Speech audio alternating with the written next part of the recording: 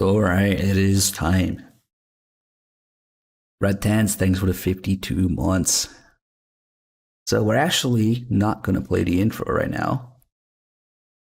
And instead, we'll go into the briefing and then play the intro, because the intro is kind of a recap of the briefing.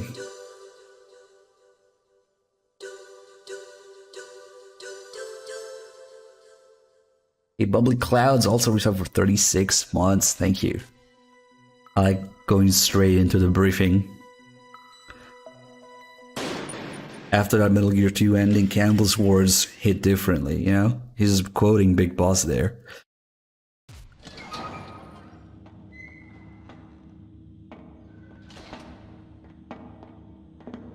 It's been a long time, Snake. I should have known you were behind this, Colonel.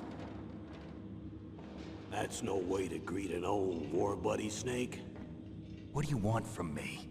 I just invited you here so we could have a talk. Invited?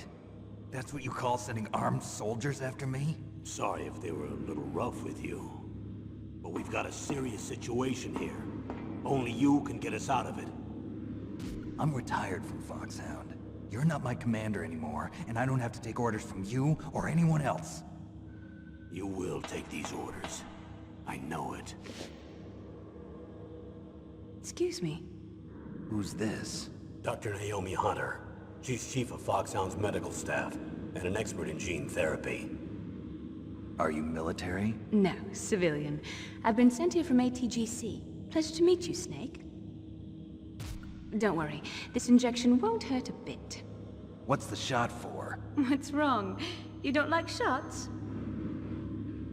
Snake, listen up. It all went down 5 hours ago. Heavily armed soldiers occupied Shadow Moses Island, a remote island off the coast of Alaska. What soldiers? Next Generation Special Forces, led by members of Unit Foxhound. They've presented Washington with a single demand, and they say that if it isn't met, they'll launch a nuclear weapon. A nuclear weapon? I'm afraid so. You see, the island is the site of a secret nuclear weapons disposal facility. Foxhound hijacking a nuclear weapon? Now you understand how serious the situation is. You'll have 2 mission objectives.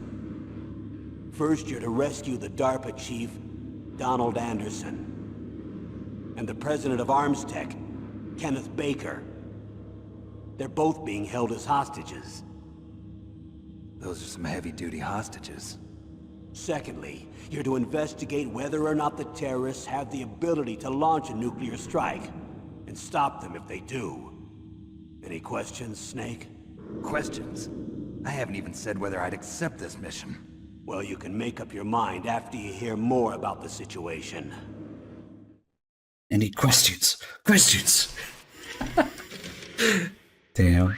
Doing the Japanese thing here is. So, Snake doesn't want to take this mission. If we reflect that in the player's actions, if instead of listening to the rest of the briefing right now, we hit exit without listening to anything else, that reflects Snake's actions, because he wants to quit, and only when we do it this way, we'll get a tape about Snake wanting to not take the mission.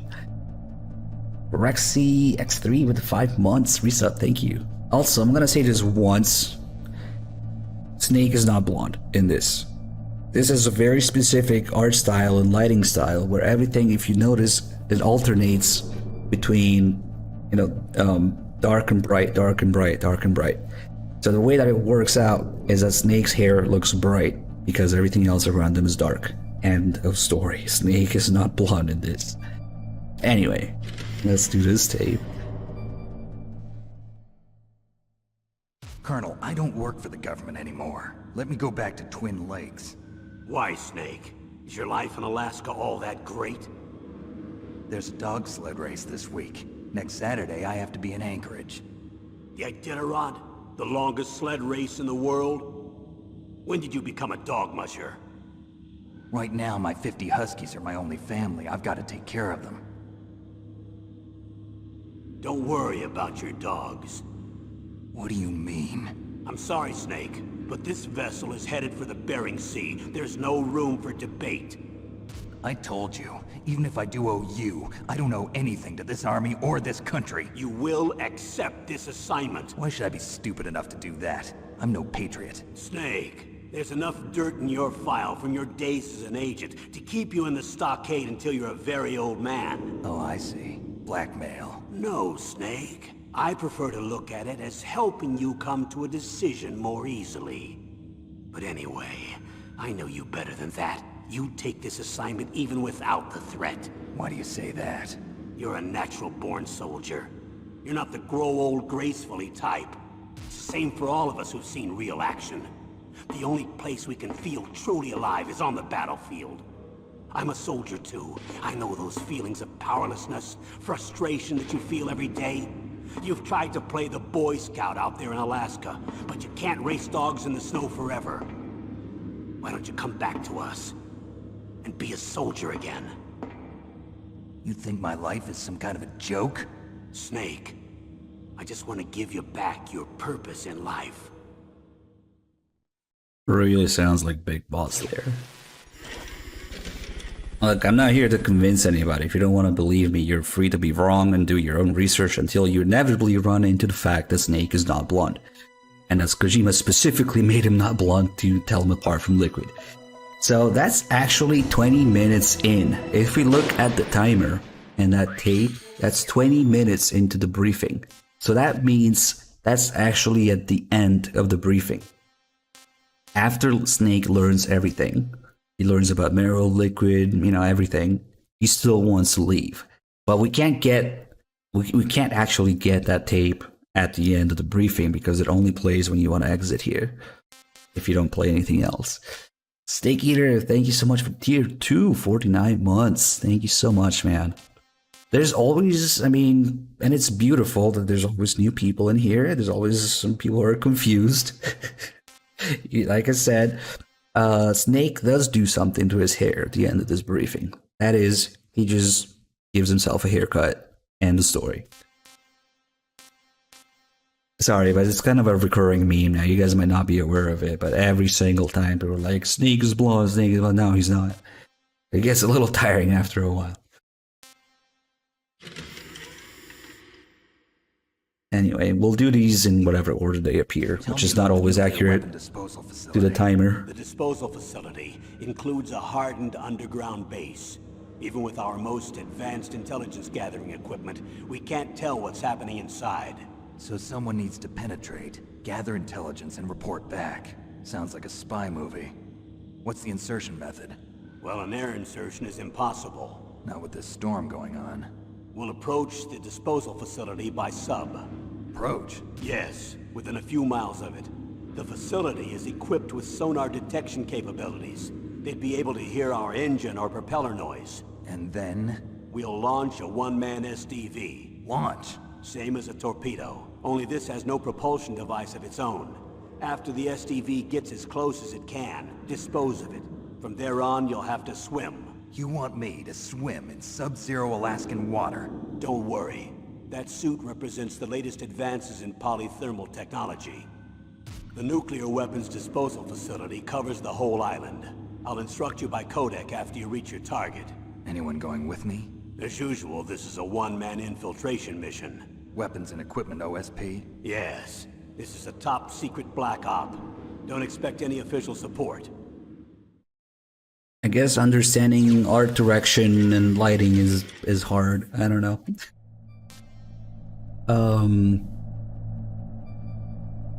Yeah, we'll just do these. Sometimes I try to do them in order, but it doesn't really matter. But the timer at the top of each tape, because these are VHS briefings pretty much, it tells you what point whatever's going on happened. What's the time limit? 24 hours. They say they'll launch after 24 hours. Do they say what the target will be? So far, they haven't mentioned the target. When did the countdown start? 5 hours ago.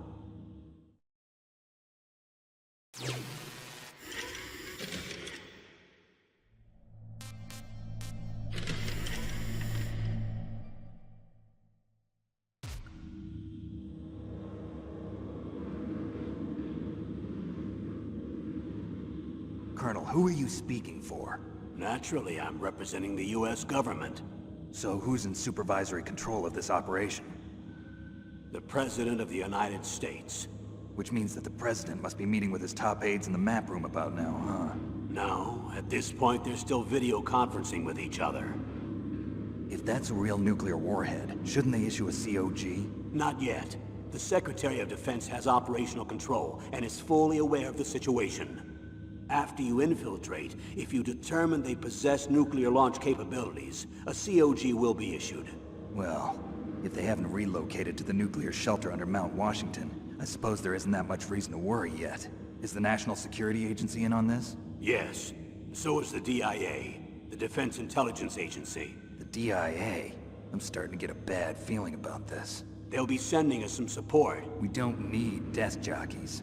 We need a nuclear weapons specialist. Of course. A nuclear weapons specialist has already been assigned to us.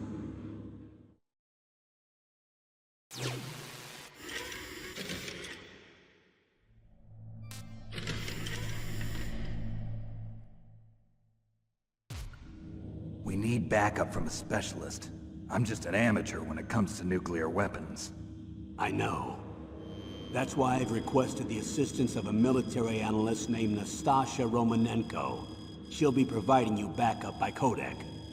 A female analyst?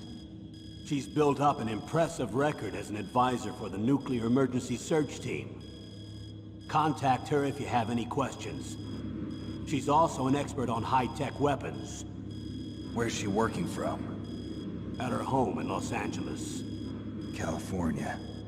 Seems like 1,000,000 miles away.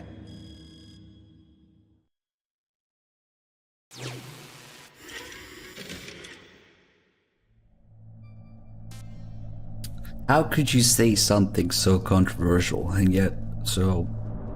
Oh god. Snake is blonde, MGS V is a masterpiece. Well, you're right about one thing. Damn. I'm not gonna lie, that made my butthole twitch a little bit. Because either way, you're wrong, but okay. Yeah, no, that was one of the best exchanges I've seen.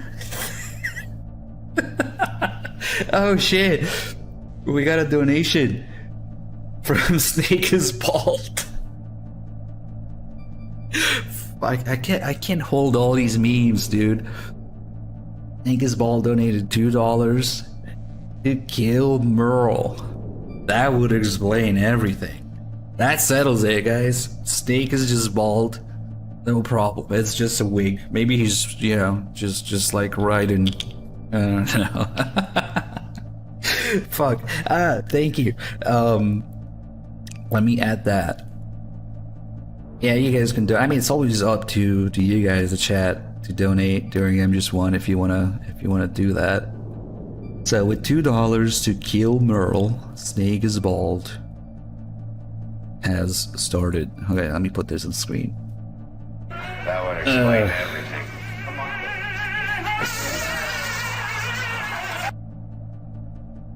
God damn it! Fuck it, we'll do it during this. Colonel, you're retired. Why are you involved in this? Because there aren't many people who know Foxhound as well as I do. Is that really the only reason? I've been soldiering for a long time. I don't know anything else. I guess even though I'm getting a little old, I still love to be in the field. Colonel, you're a lousy liar. Tell me the real reason. Okay, Snake. Sorry. I'll be frank.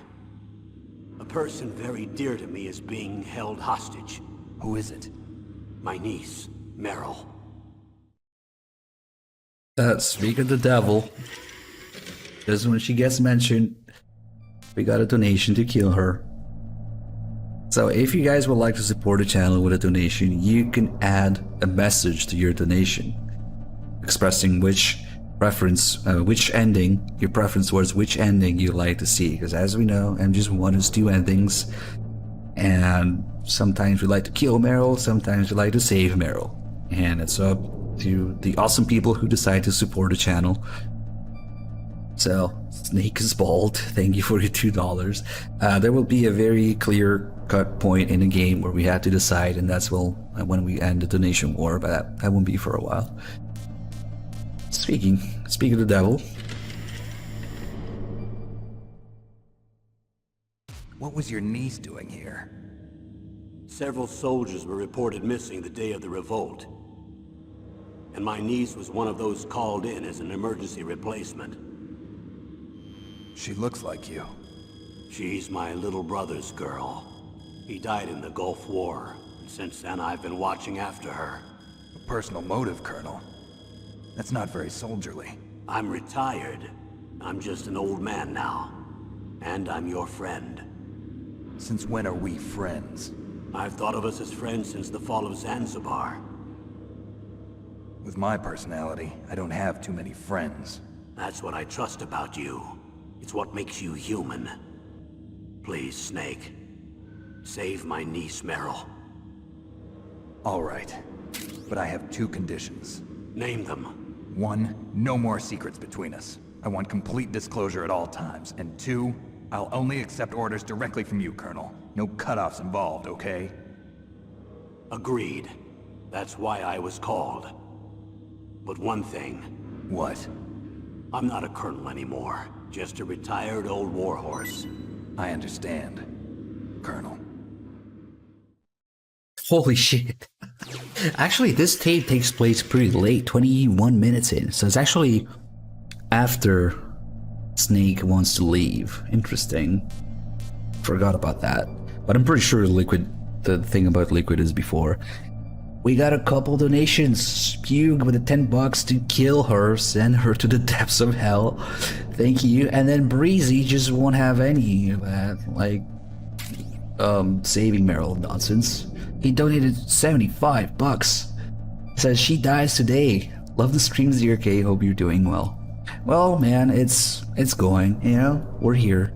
As long as you guys are here, I'll be here. Thank you so much for your super generous $75. I need to do math now. Like 12 plus 75 is like 87.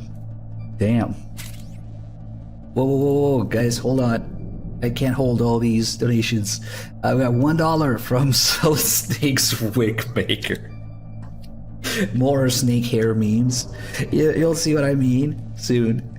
I would like to kill Meryl. Her hair would make a fantastic wig for David. I mean, Solid Snake. God, all the... Oh, shit. I accidentally switched scenes. Sorry, guys. All the killers, the Meryl killers in the chat today. Thank you.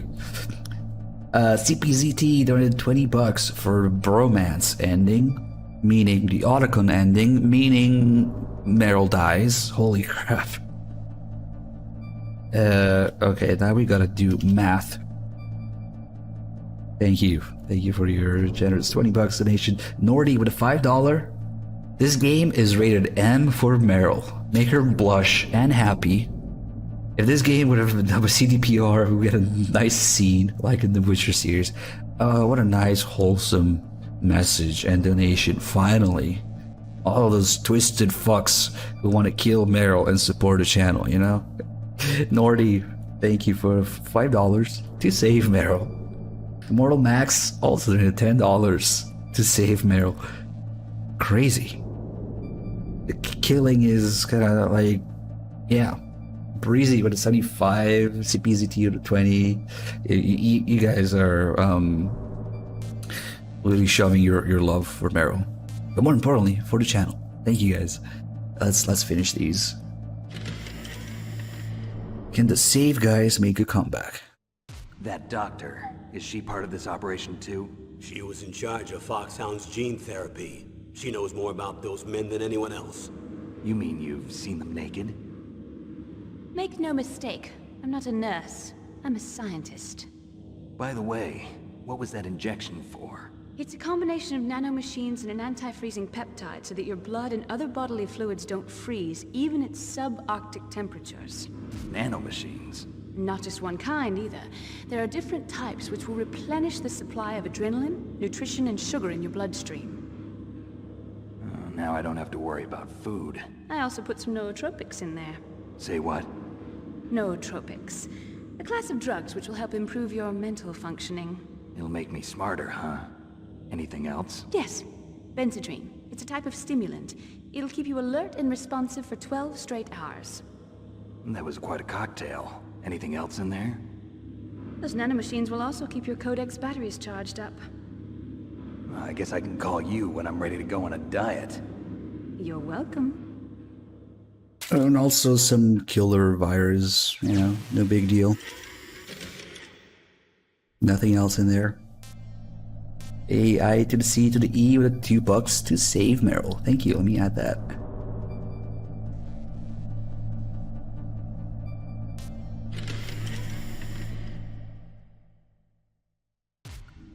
But Snake is blonde. The chief of DARPA and the president of an arms manufacturing company. What business did they have at a nuclear weapons disposal facility? The truth is that secret exercises were being conducted at the time the terrorist group attacked. Must be extremely important exercises if those two were directly involved. Were they testing some kind of new advanced weapon? I'm not privy to that information. Do we know exactly where they're being held? The DARPA chief has also been injected with a mini transmitter.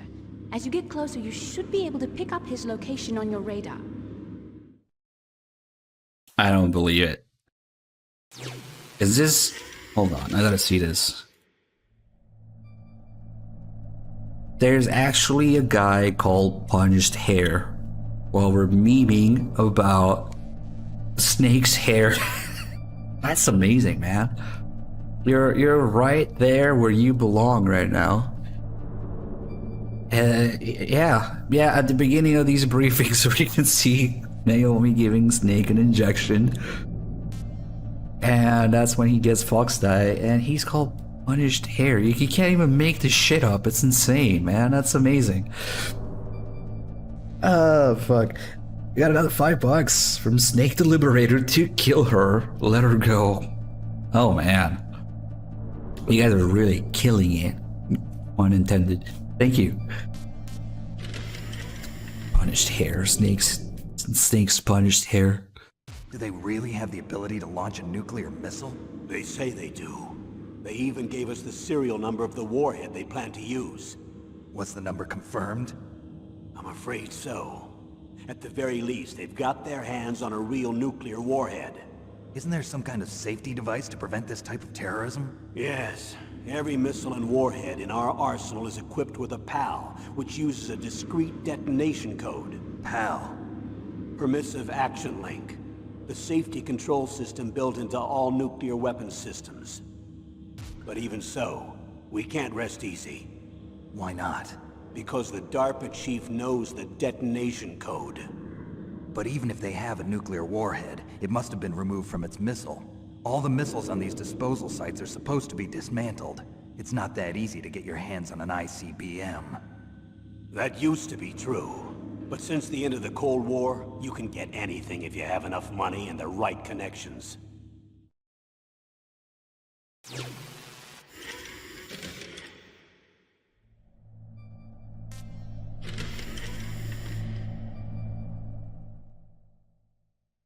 How well armed are these terrorists? I know there was an exercise going on at the time they revolted. They're heavily armed, I'm afraid. What about their battle experience? The 6 members of Foxhound in charge are all hardened veterans. They're tough enough to eat nails and ask for seconds. I wouldn't expect anything less from Foxhound. The others are next-generation special forces. They're not your average grunts either.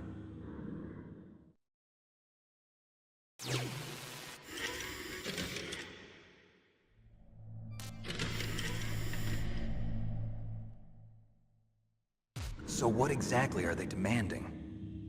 A person's remains. Remains? That's right. To be more accurate, cell specimens which contain the individual's genomic information. Cell specimens? Why would they want that? The terrorists need them. You see, these next-generation special forces have been strengthened through gene therapy. Strengthened? You've heard of the Human Genome Project. They've been mapping the human genome, and they're nearly finished. Following up on this research, the military has been working towards identifying those genes which are responsible for making effective soldiers. There are genes that do that? Yes.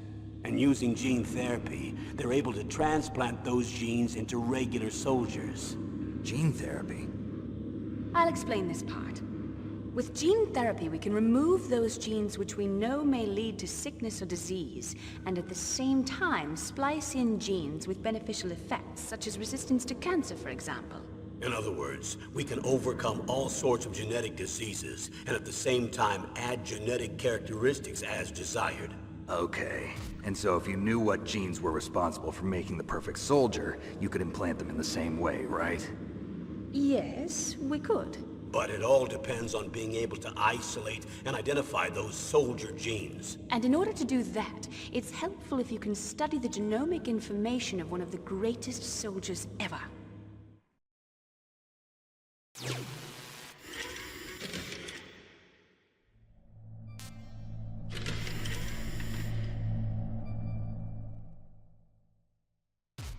One of the greatest soldiers ever?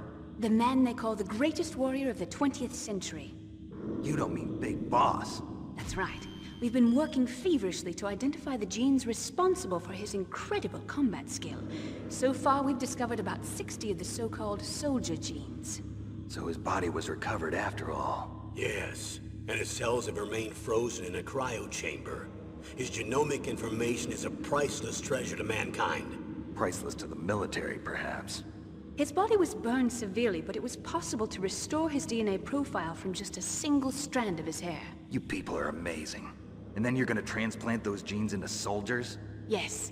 We'll use a process that I discovered called gene targeting. The strongest soldiers don't become what they are by acquiring their skills through training or experience. We now know that hereditary factors are far more crucial for creating superior soldiers. Snake, we can't give them his body. It's potentially more dangerous than all the nuclear warheads on that island put together.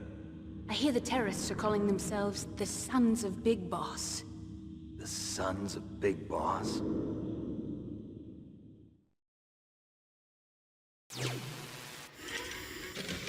Well, now we know why his body was burned severely.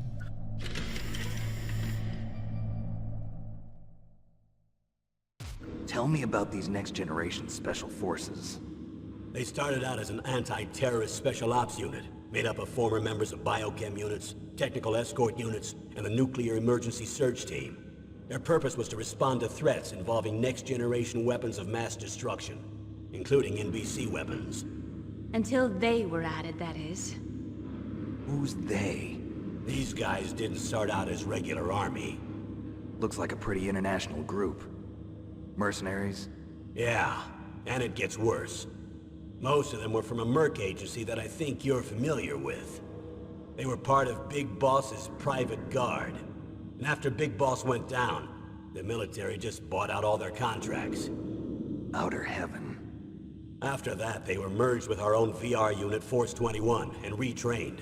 If you ask me, these so-called next-generation special forces should be called simulated soldiers. They have no real battle experience. Video game players, huh? Don't forget they've all been strengthened with gene therapy. They carry genes which make them excellent soldiers. Don't get careless just because they don't have much experience. I thought using genetically modified soldiers was prohibited by international law. Yes, but those are just declarations, not actual treaties. The interesting thing is that nearly every member of the unit conspired in this attack.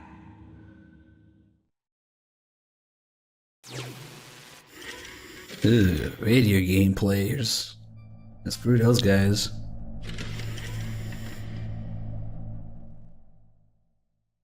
How could an entire unit be subverted to rebellion? They're calling it a revolution. Since they all went through the same gene therapy, they probably felt closer than brothers. They see the unit as their only family.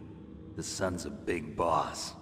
But if they were regular army, they must have been interviewed periodically by army counselors. According to their files, they all got straight A's on their psychological tests. They all seemed like fine, upstanding, patriotic soldiers. But they all took part in the uprising? No, several people didn't show up on the day of the exercise. That's why there was a resupply of troops. Was there any sign recently that something might be wrong? There was a report a month ago that they were acting strangely. Apparently they consulted classified information about the soldier genes and performed their own gene therapy experiments. They can do that even without you? Well, our gene therapy process is almost completely automated. And besides that, they're all geniuses with IQs over 180. Even the existence of this genome army is a national secret of the highest order. We've been hoping to investigate this thing quietly and deal with it behind closed doors. Geniuses. With IQs over 180. Yeah, well, we'll see that in action.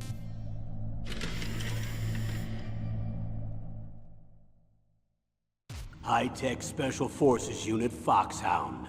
Your former unit, and one that I was a commander of. An elite group combining firepower and expertise. They're every bit as good as when I was commanding them. So they're still around. There are 6 members of Foxhound involved in this terrorist activity. Psycho Mattis, with his powerful psychic abilities. Sniper Wolf, the beautiful and deadly sharpshooter.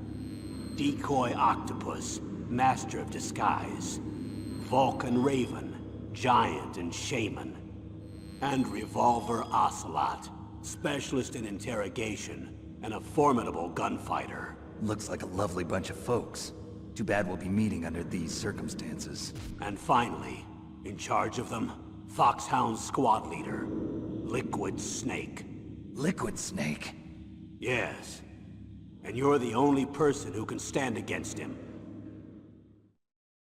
So it's just around the time he finds out about Liquid that he wants to nope out of the mission.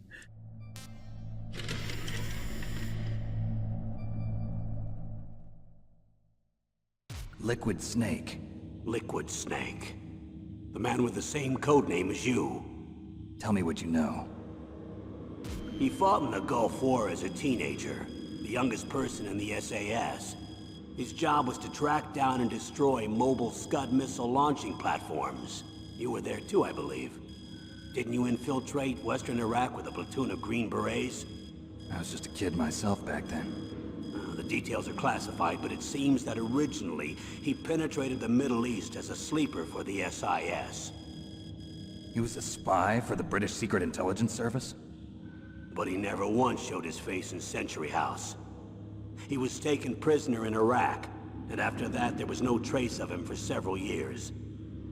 After you retired, he was rescued and became a member of Foxhound. I thought that by the time I left, they were no longer using codenames. I don't know his real name. That information is so highly classified that even I can't look at it. Here's a photo of him. Pretty shocking, huh? His skin tone is different, but otherwise you two are exact duplicates. I have a twin? I don't know the details, but it seems so. That's why we really need you for this mission. You're the only one who can beat him. Now that I've met you, I know. You've got something that he doesn't. I can see it in your eyes. Why don't I find that thought more comforting? Oh boy, here we go again with the hair.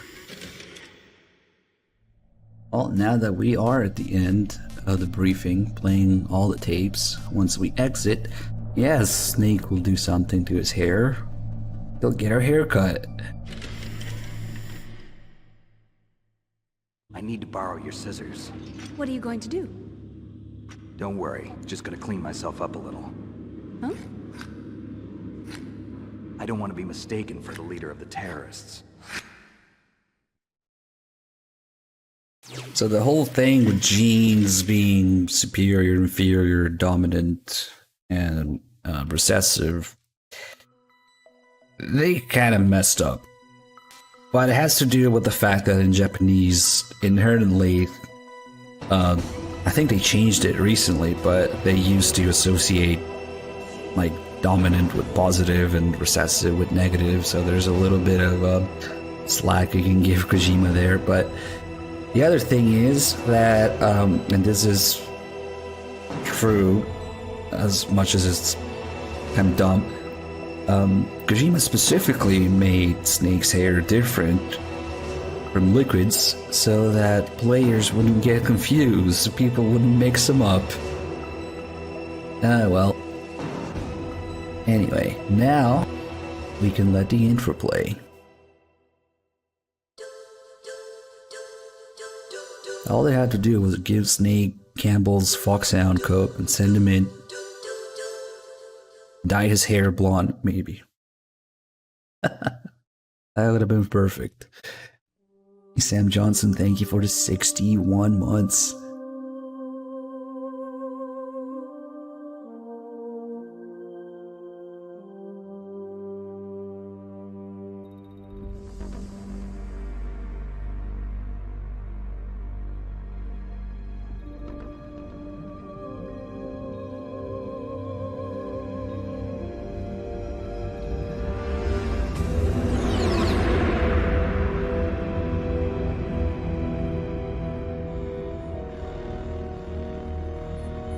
The nuclear weapons disposal facility on Shadow Moses Island in Alaska's Fox Archipelago was attacked and captured by Next Generation Special Forces, being led by members of Foxhound.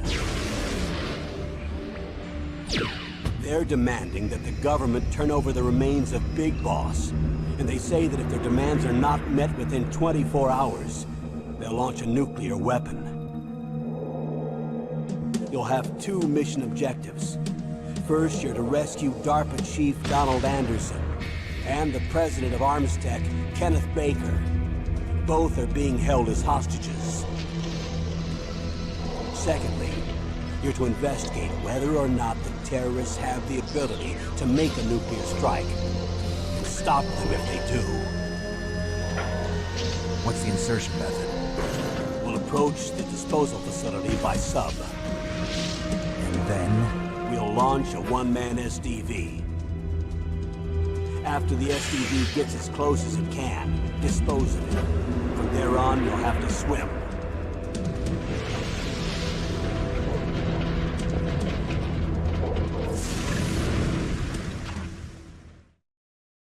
High-Tech Special Forces Unit Foxhound.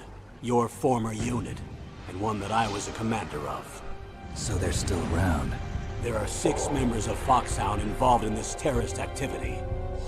Psycho Mattis, with his powerful psychic abilities. Sniper Wolf, the beautiful and deadly sharpshooter. Decoy Octopus, master of disguise. Vulcan Raven, giant and shaman.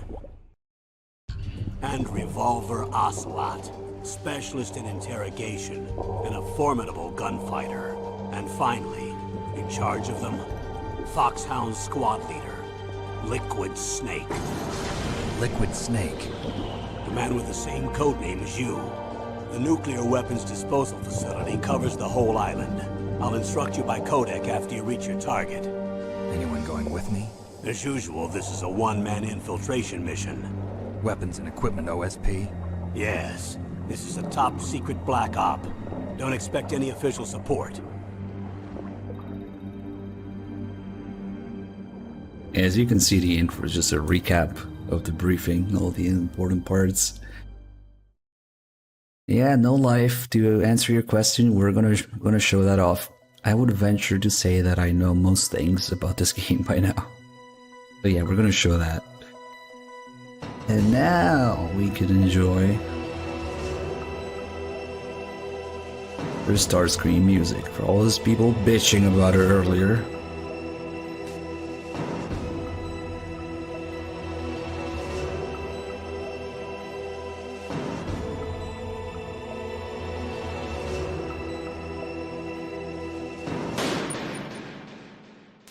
We're gonna play an extreme, but let me quickly turn on my analog. Here you go.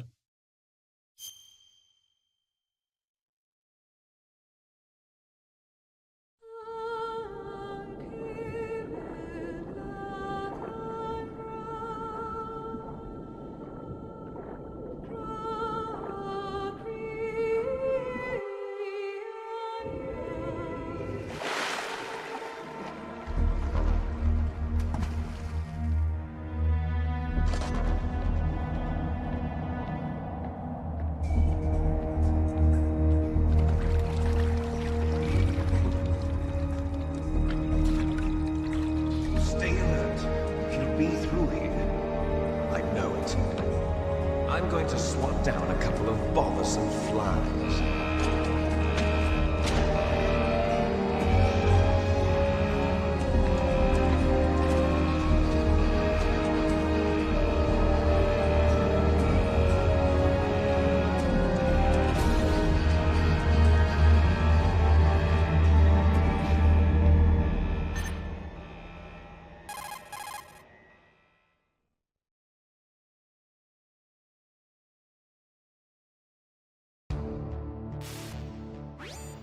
This is Snake. Colonel, can you hear me? Loud and clear. What's the situation, Snake? Looks like the elevator in the back is the only way up. Just as I expected. You'll have to take the elevator to the surface. But make sure nobody sees you. If you need to, contact me by codec. The frequency is 140.85. When you want to use the codec, push the select button. When we need to contact you, the codec will beep. When you hear that noise, press the select button. The codec's receiver directly stimulates the small bones of your ear. No one but you will be able to hear it. Got it. Okay, I'm ready to go.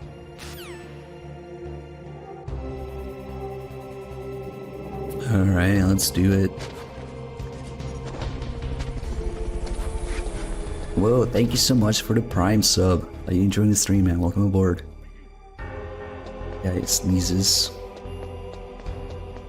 So on Extreme, we have to find our own rations. They don't just appear randomly. So with a little bit of luck, maybe, this guy will give us one. Nope, not today. That other guy I'm saving for a little something. So now we gotta wait for the elevator.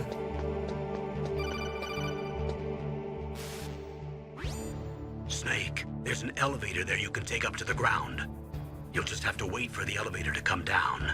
You'd better hide somewhere. But what we're really waiting for is the credits on screen. You know, kind of like TV shows style credits on screen. When the credits end, that's when the elevator arrives. But let's do some stuff first.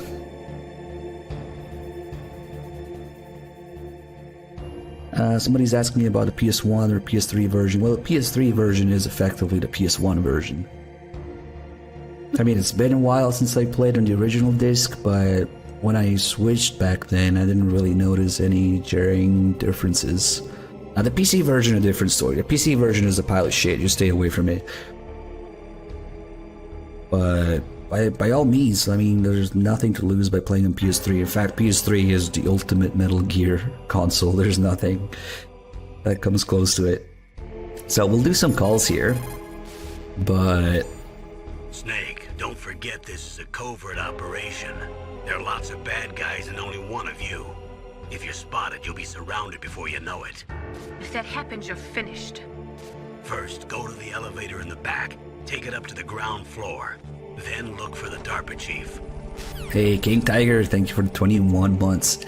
So there's gonna be a few tutorial calls and stuff that were not too interesting. Snake, don't... We're gonna skip through a few of these. First, go to the...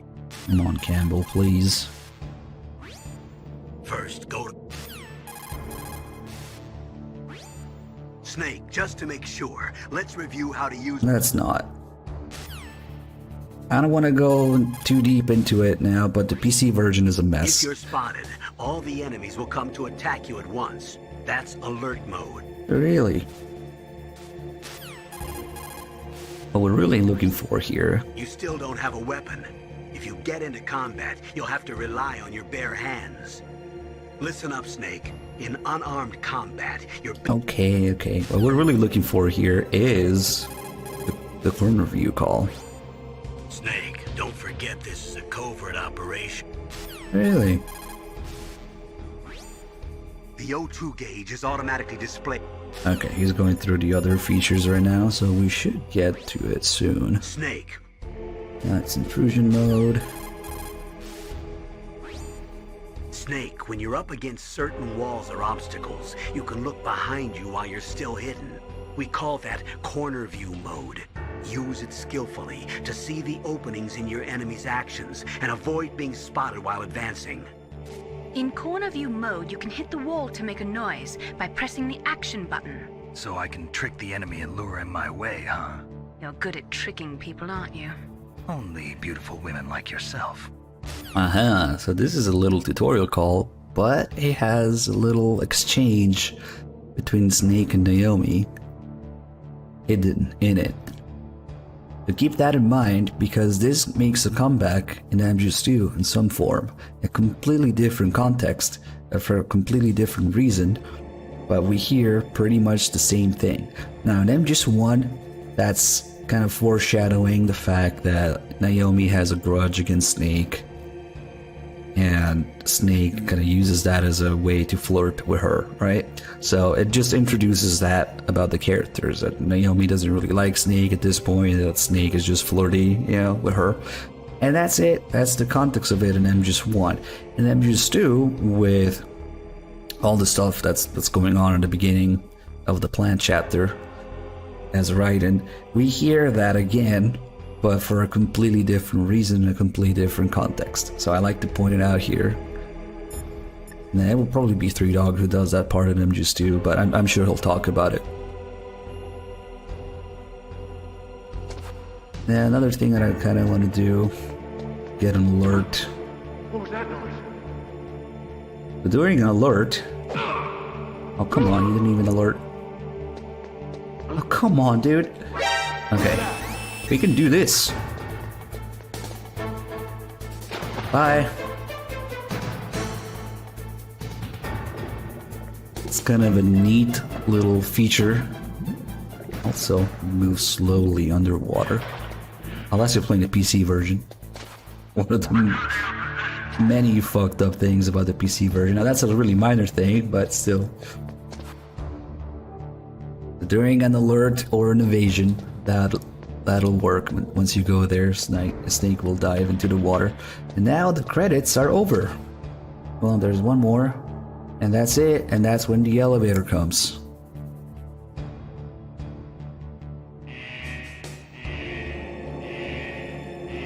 No, you can't do it unless there's an alert or evasion going on.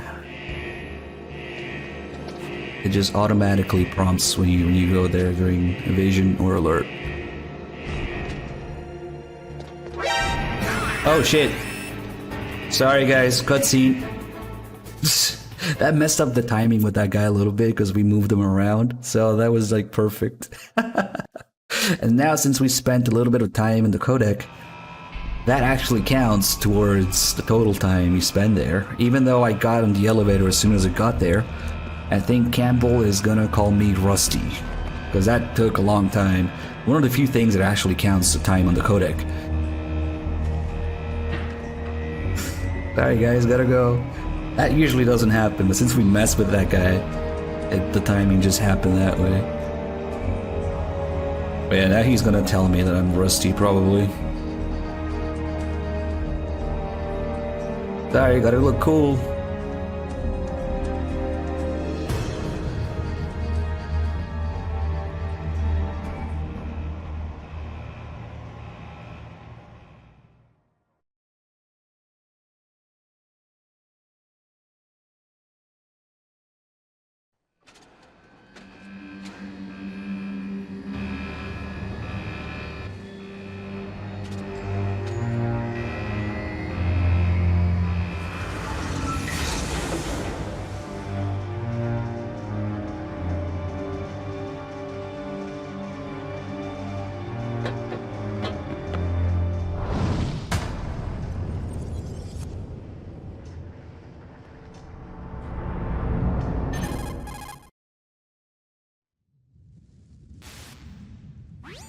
It's Snake. I'm in front of the disposal facility.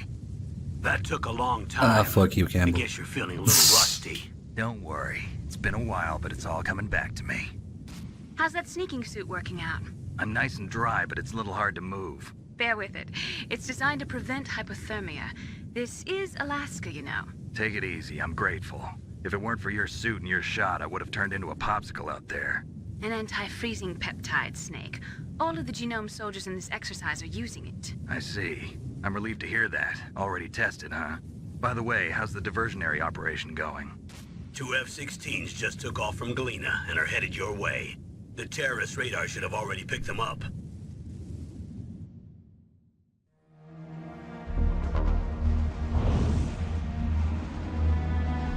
Behind D. Colonel, what's a Russian gunship doing here? I have no idea, but it looks like our little diversion got their attention. Now's your best chance to slip in unnoticed.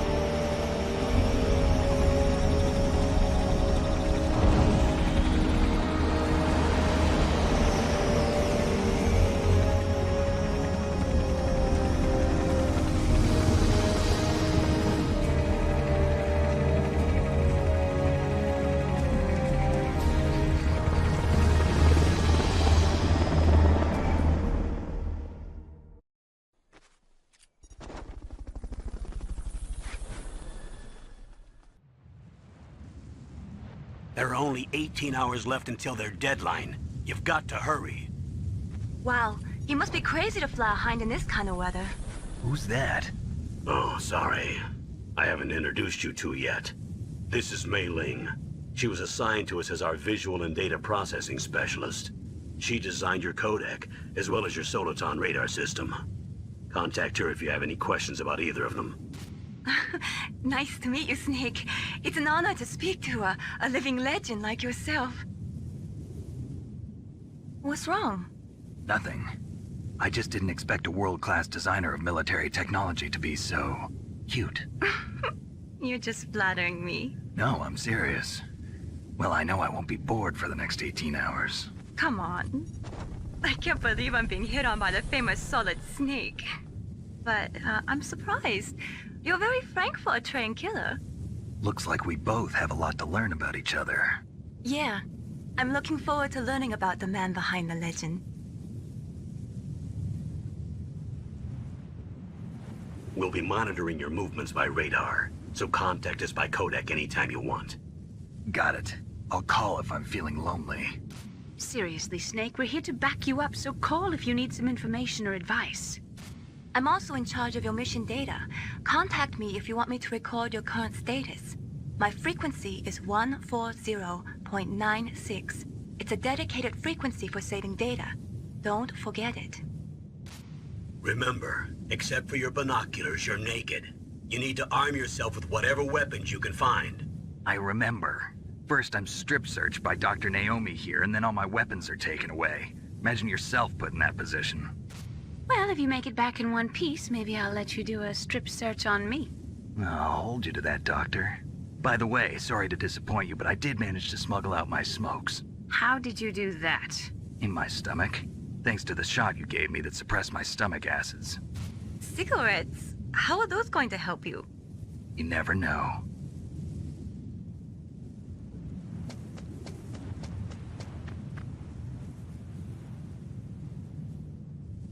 If you want to get in, there's the front door. It's the fastest way, but there's too much risk of being spotted by the enemy. I can't just knock on the door and ask them to let me in. There's one sentry on the left and one on the right.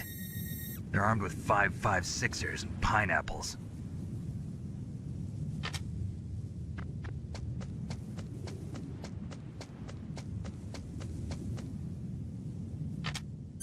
What about the air duct near the door? There should also be a duct on the second floor.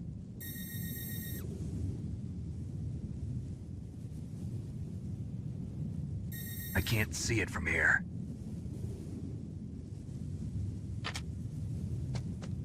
I'll let you decide the best COA. I'm counting on you, Snake. Snake terrorists are planning to put pineapple in pizza. You must stop them. Pineapples are grenades in this context, yes. Also, we'll never know which end the cigarettes came out of. But yeah, that's open for interpretation. Also, as to why Naomi kind of lures back with Snake there, telling him, I'll let you do a strip search. Or maybe Maybe it's because she knows that I mean, for all she knows at this point, he won't make it back. Or maybe that's why. Maybe she doesn't care. Let's see. Also, as to why they can see and how they can see everything that Snake is doing, Campbell said it right there. We'll be monitoring your movements by radar. So, as for everything, you know, there's a little bit of an in-game explanation, but there's like a real-life explanation. It's not that these nonsensical things shouldn't be questioned. It's that when they're questioned, you should look at like the behind-the-scenes reasons of things, yeah? So, technically they use the radar to look what Snake's doing, but the real reason is that the support team always has to know what the player is saying, because it would be really redundant and stupid to have Snake tell them every time, you know? But they always automatically know what you're looking at. The same thing that you're seeing, they see, so they can talk about it. You caught Snake? Now, let's do a mailing save here.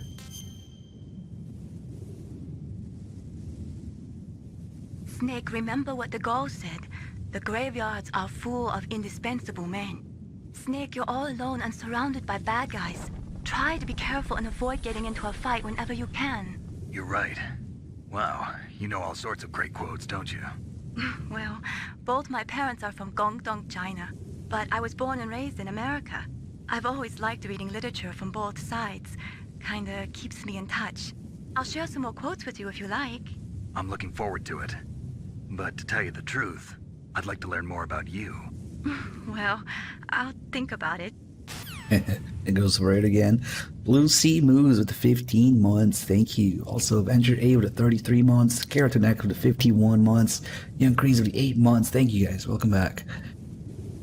So, we're going to do things a little differently, because I would imagine most people are familiar with this game by now.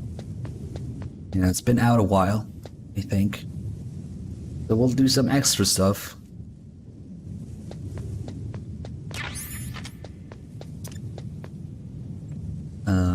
Okay, let's do the call about having a weapon now.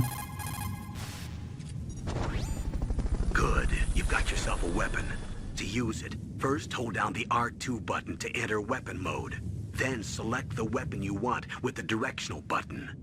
After you've selected the weapon you want, let go of the R2 button to exit weapon mode. The weapon you selected should appear in your hand. To use the weapon, follow the directions displayed in the window.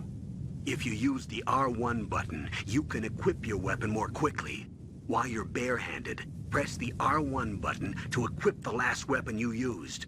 Press the R1 button while you're holding a weapon to be barehanded again. Don't fire your gun needlessly, or you might be discovered. If you had a gun with a suppressor, it would be a different story. If you have any questions about weapons or equipment, you should ask our military analyst, Nastasha. Her frequency is 141.52. So that's the earliest we can find out about Nastasha. Let's call her. We'll be calling Nastasha a lot. She has some of the best calls in MGS1, and unfortunately they're all optional and easy to miss. This is Nastasha Romanenko. A pleasure to work with you, Solid Snake. You're the nuclear specialist that the Colonel mentioned? That's me. You can ask me anything about nukes that you want. I am also a military analyst, so I have an extensive knowledge of weapon systems as well. They asked me to participate in this operation as a supervisor from the Nuclear Emergency Search Team. I was happy to accept. We must not allow terrorists to get their hands on nuclear weapons of any kind. I hope I can help you to stop them. You're a tough lady. Those terrorists are serious about launching a nuclear weapon? The world cannot stand by idly and allow that to happen, and neither can I. Unfortunately, all I can do from here is provide you with information. Hopefully that'll be enough. Another soldier here wouldn't make a difference anyway. It's good to work with you, Nastasha. Same here, Snake. Yeah, we're gonna pick up the gun, but not right away. We'll do the whole, saga behind it. A surveillance camera? No, really? Security cameras? Duh. That is the wireless type which transmits visual data to a central security area. If you use chaff, you will be able to disable it. Thing is, or what we're doing, stun grenade's gonna defeat the purpose, so nope. Changed my mind, actually. Same here. The SOCOM. It's here, but if we don't pick it up here, it gives us a couple extra scenes and changes some things ahead. And I like to do that. Let's see, that guy went off over there.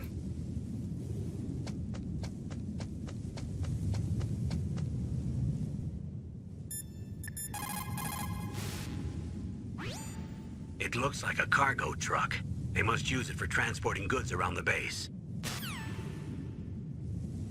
I love how there's little calls about everything you step close to.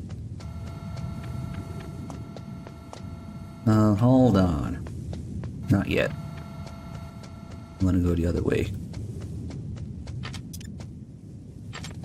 There's a camera there, but also that guy who was asleep.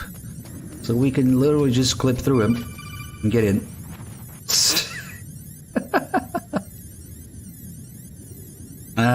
I hope I didn't miss that call. I should play again later, maybe. We have a little something to look at here.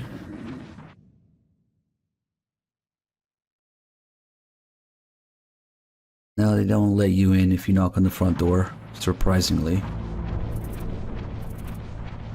So this is a dead end. But once you know that it's a dead end, there's kind of no reason to go there. But the real purpose of this area is that if you go here without picking up the gun, then there's something. Hey, Grey Imperium, thank you for the 35 months. Were all the Silcom pistols unloaded? Yeah, but there was a problem. What is it? The security on the door was broken.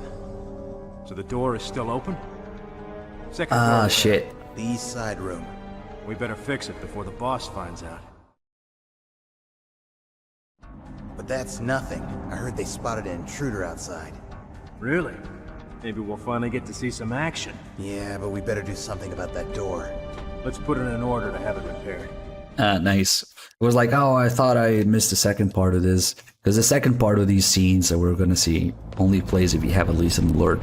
I didn't get any alerts in the heliport, but we did get one in the dock area, so that counts too. I just learned that myself. So that's a way to tell the player another place where you can find a gun, and it also gives you a little bit of lore on the door in the armory and why it's open. Snake, this is McDonald Miller. It's been a long time. Master, what are you doing here?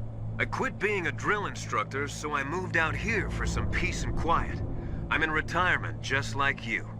Once in a while, I still help train the Alaskan Scouts. Passing on the skills to a new generation, huh? Campbell told me about the situation here. I thought I might be of some use. There's no one I'd rather have in a foxhole than you. Well, I know lots about survival in a harsh environment.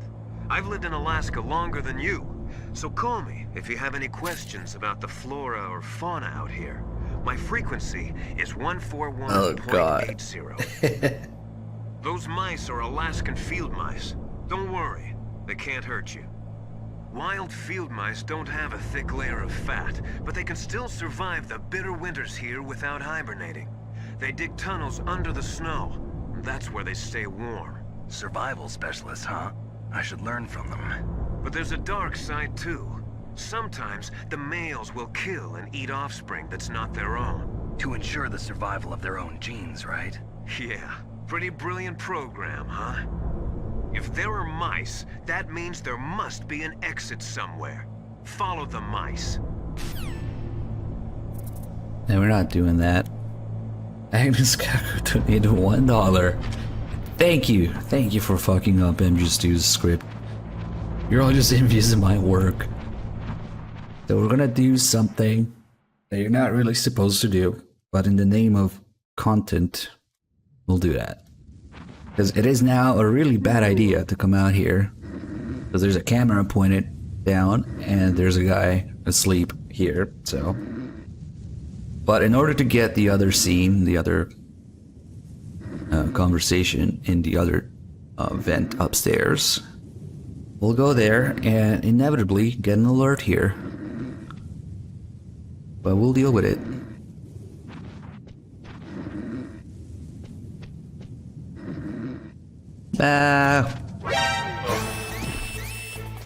Don't mind me.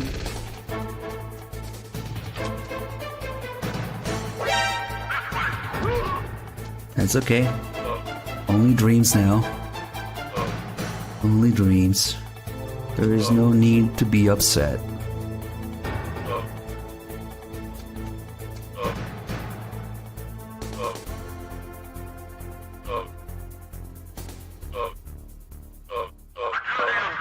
If we keep breaking their necks slowly, we can outlast the alert and the evasion, so he will die outside of the evasion, and that means you usually get an item. So we got our one ration.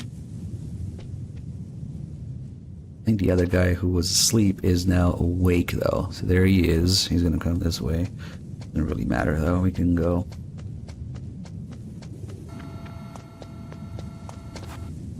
See where this guy is.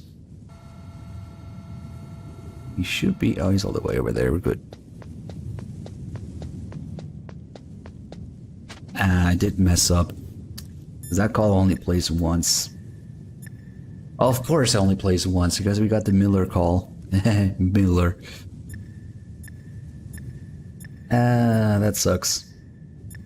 Mr. Call where Campbell basically tells us that the High End is coming back soon. And after we get that call, guess who calls? Him. As we know that the High End is coming back soon, that's when we get the call from him. Why is there a helicopter in the background? Sound travels better in cold environments.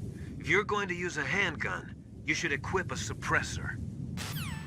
Okay.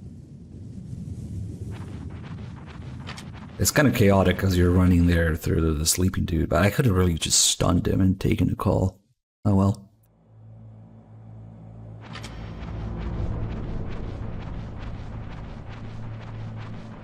I don't remember if Nostalgia has a ration call. Not that I can think of right now.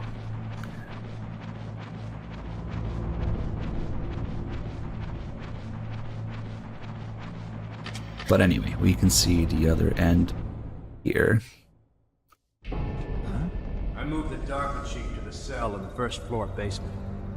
What about the vent shaft cleaning? They just opened the vent covers. They're about to start spraying for rats. First floor basement ventilation shaft. Shut those covers as soon as they're done spraying. Also, keep your eye on that woman in the cell. Don't get careless now.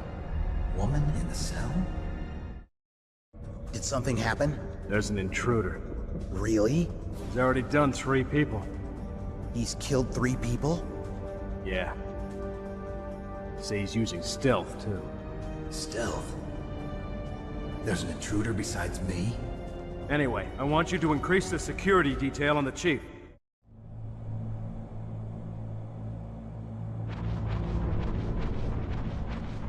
Going this way also lets us theoretically pick up the SOCOM in the next spot here. But guess what? We're still gonna ignore it.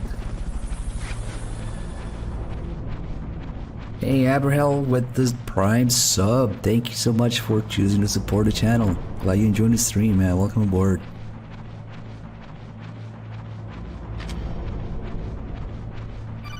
Got my one chef grenade. Very important call here. Press the action button to drop down. But of course. Tropical Hazard, thank you for the 33 months. Welcome back. You love that guy repeating everything as a question? Question? Use the elevator to change floors. There should be a cargo elevator that you can take down somewhere around there. Try to find it. They heard a chaff grenade go off.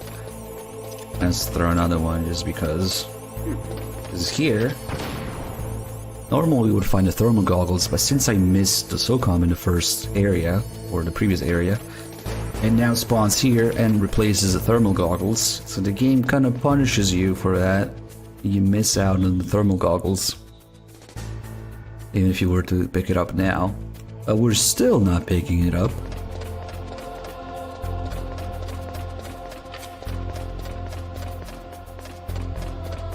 This is gonna bad timing. I wonder which one of these guys heard chaff grenade go off, but that now kind of messes with their timing. Delvin Dragon with the 84 months. Holy shit, man. Thank you. It's been an honor being here as long as I have. Keep up these wonderful streams. Thank you so much for the support and the kind words. Let you enjoy the stream, man. Just wait for this guy. Remind me. Where is the other guy, though? Oh, there he is.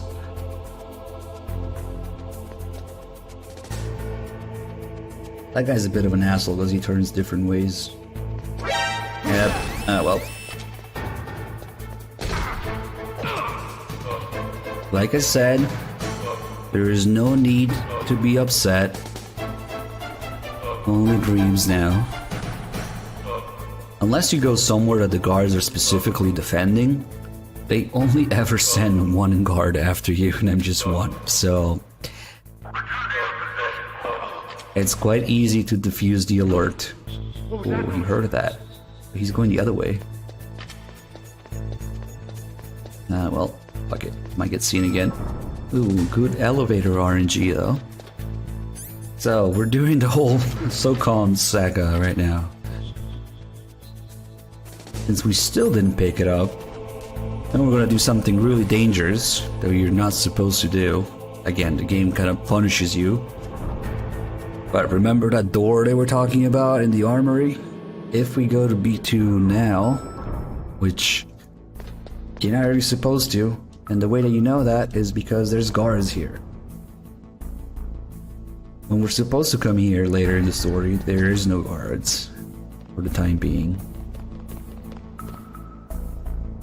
But oh, that's unfortunate.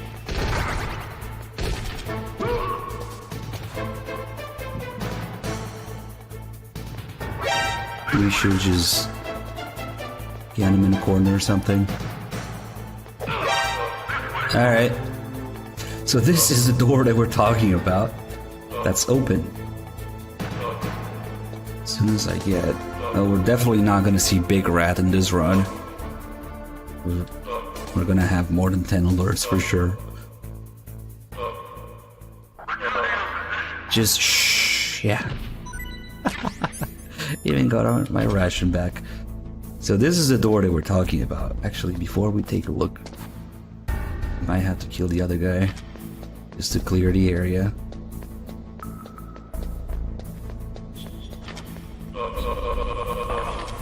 Mr. Puncher with a 13 months, thank you. Another ration? Why can't I hold all these rations? Because we can only hold one on extreme. Okay, now we can look around a little bit. Bob the Teapot Man with the 2 months, also welcome back, thank you. The mine detector shows up in the gas room.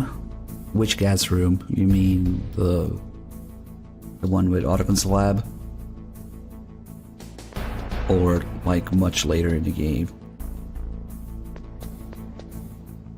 I guess so. It also shows up in the room with all the gun cameras. So now we have the armory for ourselves, and if we look at these doors, it tells us the level of the door, but also what weapon is in there. PSG-1, C4, the Nikita. You could technically come all the way back here for the Nikita instead of picking it up on the one floor of the next building. Although I don't know why you would do that. All these doors have the weapon on them. So if this door was open, it would probably say SOCOM or something. Maybe a level 1 door, maybe. We'll never know because it's broken. But there is some lore behind it. The 2 soldiers talking about the door being broken and stuff. That's why this door is open. And this is another location where we could pick it up. But we're still not picking it up. There's some grenades here. So I don't really have much business here other than doing that for now. So let's actually go what we're supposed to. Maybe do another save call, because why not? What's up, Snake?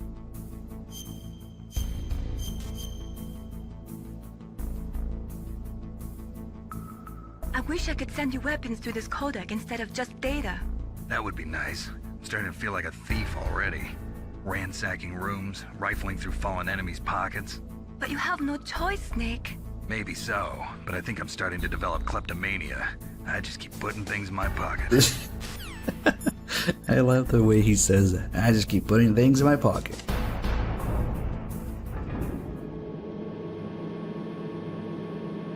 It's pretty rare you get that call from Mei Ling. This is where we would get a call from Mei Ling about the radar. If we had the radar, we could also press against the wall here. Camera will shift. But the story goes that the wall is too thick for him to cure.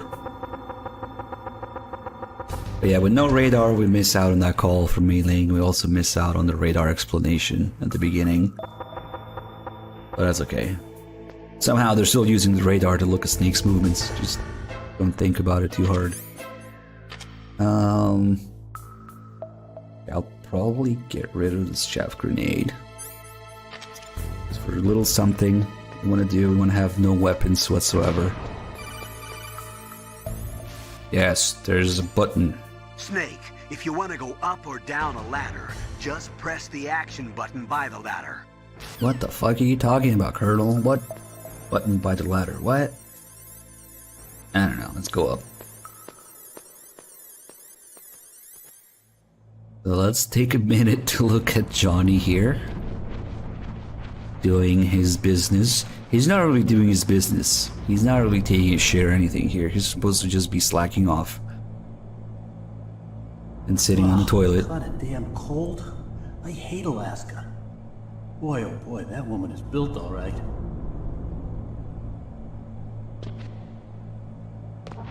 Even though there's perfectly good office chairs right outside.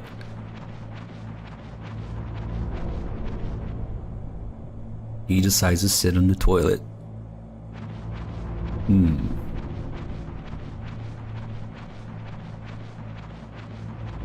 Maybe he's like, you know, shitting on company time. I don't know. Let's take a look at Meryl now.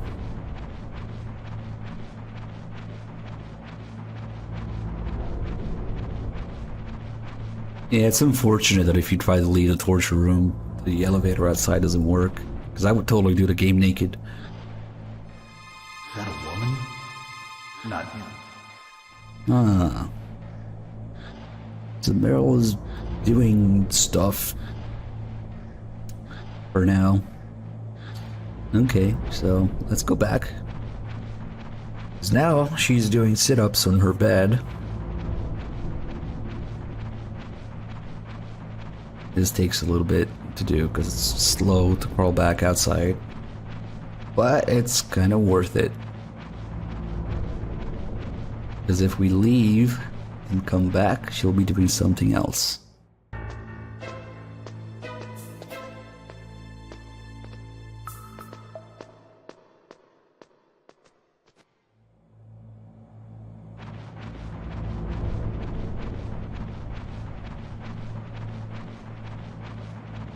So what is she doing now? I think she's gonna be doing push-ups on one hand.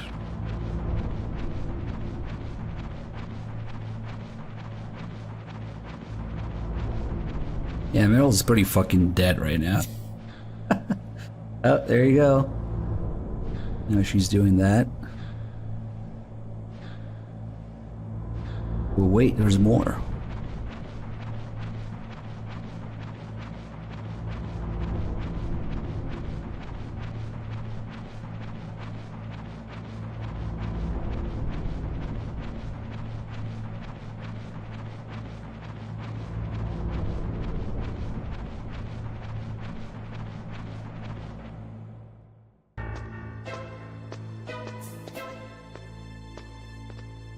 maybe people will be more inclined to save her once she gets her ass out.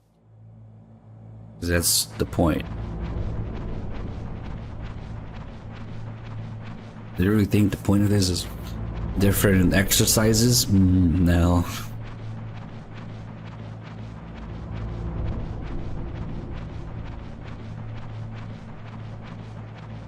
Now she'll be stretching, I think. Okay, so that's what she does, but now we've gone through all 3 of these.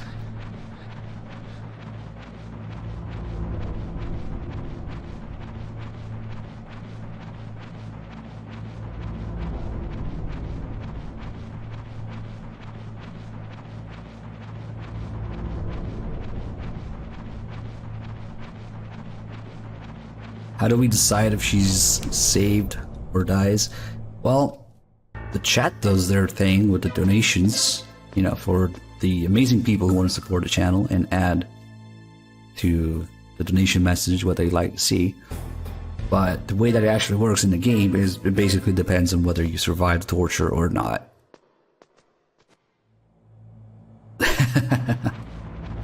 Democracy through money, yes. But I can pretty much do whatever I want with the torture because it's not that hard of a torture, so we go with the chat's decision. Alright, so now we'll be doing something again, but this time no pants. We can see her old granny panties. Yeah, who said, who wanted feet? There's Meryl's feet. Oh god.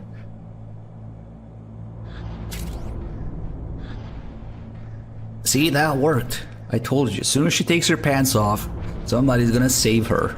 And me pass the 50 bucks to save Meryl. Let me add that, because it's not over yet.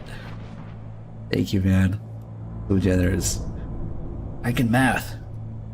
Okay.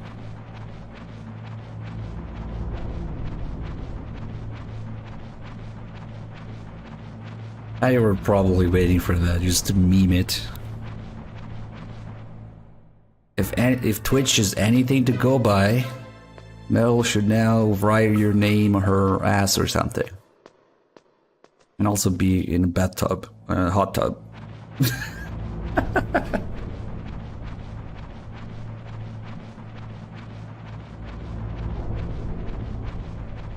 The way the next one is even better because now she has no pants on and we can see like just how defined her ass is. Think of the amount of time and money and resources that they spent modeling Meryl's ass and her walk. Aha. It's freaking great as like perfectly on her ass. It's like a way to censor it or something. Actually, funny story is that in the game files, the animation file for Meryl's walk is called Catwalk. Yep, that's the thing.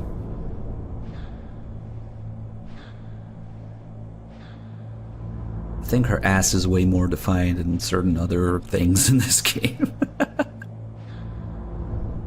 Kojima. We can't get a good angle. There's gotta be a way to get that stupid grate out of the way. Come on. Maybe. I think it's done on purpose, man. They don't leave things like this to random chance, you know? I don't think you can look down with the binoculars. Although, such a twisted idea never crossed my mind. Yeah, we can't look all the way down. Sorry, guys. Unfortunately, there's no calls about it, like perving on your knees, Campbell. Well, close enough.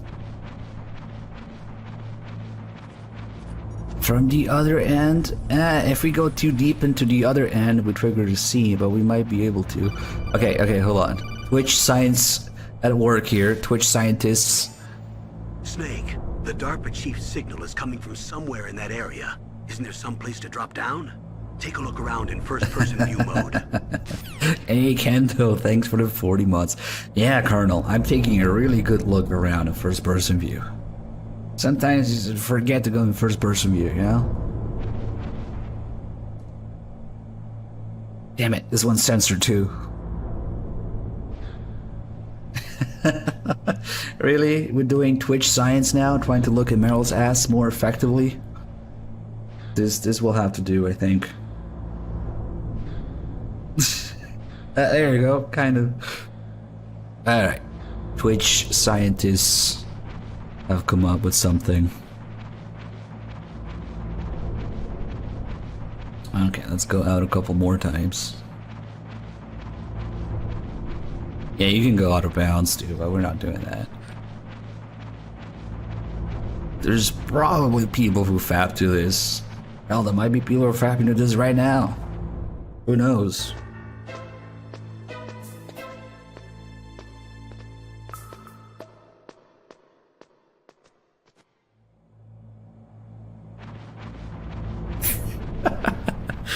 Yeah, I'm here.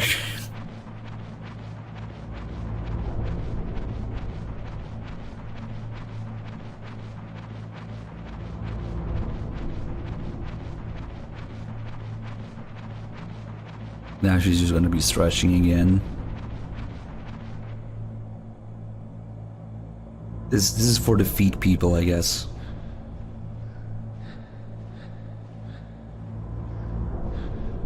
See how they censor her foot too? They know what they're doing, man. Alright, let's go back out. I'm telling you, perving on Meryl is specifically programmed into the game.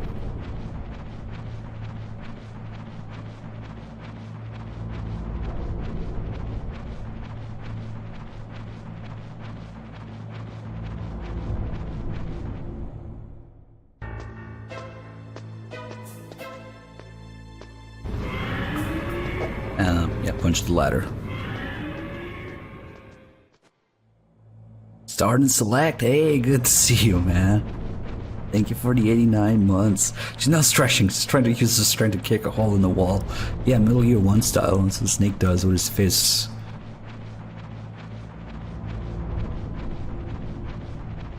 But that is now the end of perving on Meryl saga, because now that we've gone through everything, she will have her pants back on and she'll be doing sit-ups again.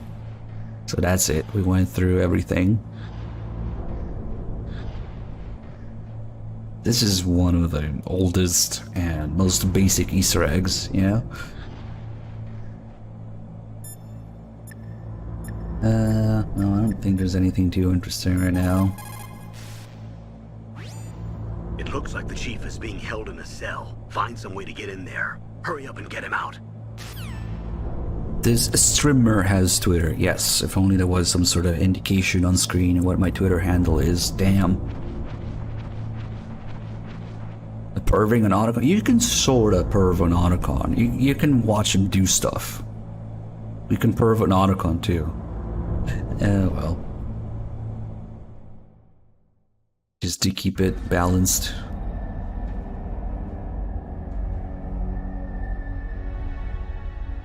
Now we can't call Meryl here. Who's that?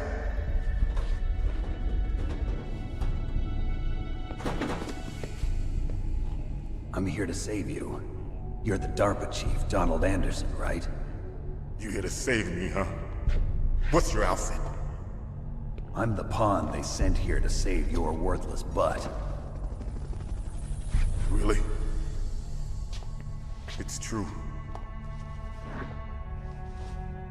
You don't look like one of them.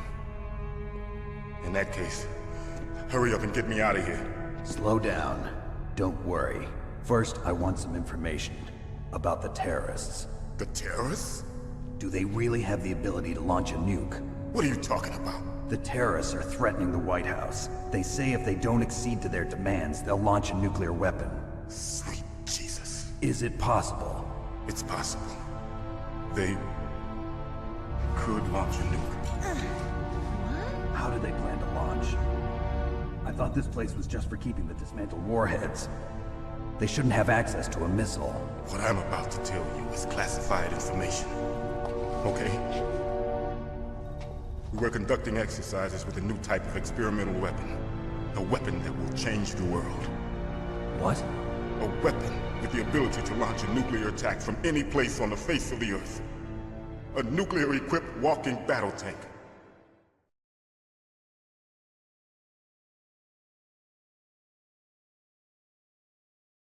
Metal Gear.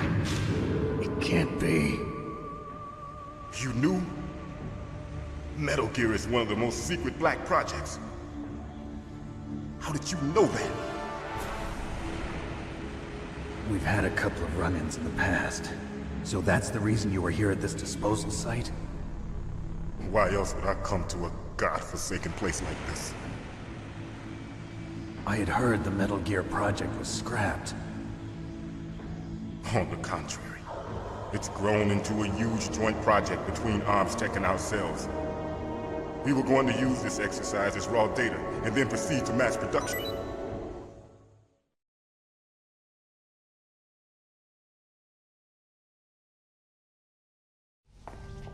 If it hadn't been for the revolution...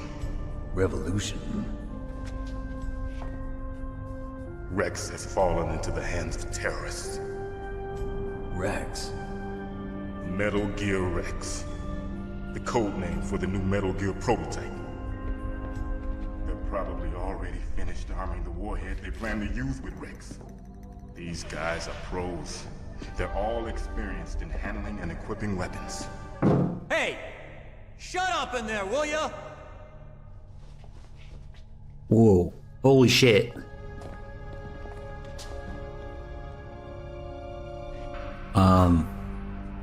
Yeah, I thought that all nuclear warheads were equipped with safety measures. Some kind of detonation code that you have to input. Oh, you mean PAL? Yes, of course, there is a PAL. It's set up so that you need to input 2 different passwords in order to launch the device. There are 2 passwords? Yes. Baker knows one, and I know one. Baker? The president of ArmsTech? That's right. Each of us needs to input our password, or there can be no launch. But... they found out my password. You talked? Psycho Mantis can read people's minds. You can't resist. Psycho Mantis? One of the members of Foxhound. He has psychic powers. This is bad. It's just a matter of time before they get Baker's too. If they find out Baker's password... Yes, they'll be able to launch a nuke anytime. But there is a way to stop the launch. What? The card keys. Card keys? They were designed by ArmsTech, the system developers, as an emergency override. Even without the passwords, you can just insert the card keys and engage the safety lock. And if I do that? Yes. You can stop the launch. That card key. So where are the keys? Baker should have them. Listen, you need 3 card keys. There are 3 different slots to put them in. You need to insert a card into each one of them. Okay, 3 card keys. Do you know where they might be keeping Baker? Somewhere in the 2nd floor basement. 2nd floor basement? Huh. I heard the guards say they moved him to an area that has a lot of electronic jamming. Any other clues? Yes. They cemented over the entrances, but didn't have enough time to paint them. Why don't you look for the areas where the walls are a different color? Here, take this. It's my ID card. It'll open any level 1 security door. It's called a PAN card. It works together with your body's own electrical field. Personal area network, huh? It transmits data using the salts in your body as the transmission medium. As you approach the door's security devices, they'll read the data stored in the card. And the doors will open automatically. Gotcha. Okay, I'm gonna get you out of here. Dude. Wait a minute. What is it? You haven't heard any other way to disarm the PAL, have you? From your bosses or anyone? No. Are you sure you haven't heard anything? I just said no. So does the White House plan to give in to the terrorists' demands? That's their problem. It has nothing to do with my orders. But what about the Pentagon? Pentagon? What is it?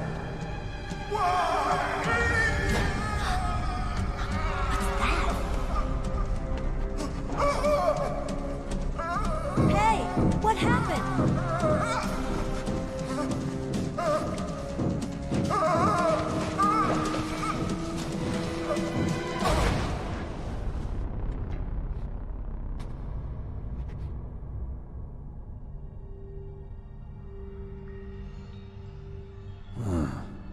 Dead.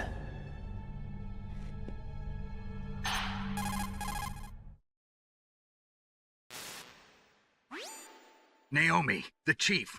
What happened? I don't know. It looked like a heart attack, but... A heart attack? No. Colonel, are you hiding something from me? Absolutely not. Snake, you've got to understand. This op is security level red. You need the highest security clearance to get access to the complete file. You want me to believe that you're in charge of this op, but you don't have complete access to the file? I told you, the Secretary of Defense is in operational control. I'm just here as your support. Snake, we don't have time to debate. Get out of there and find President Baker. Whoa, whoa, whoa, what absolute fucking chaos is going on here? Let's listen to Meryl strangle Johnny.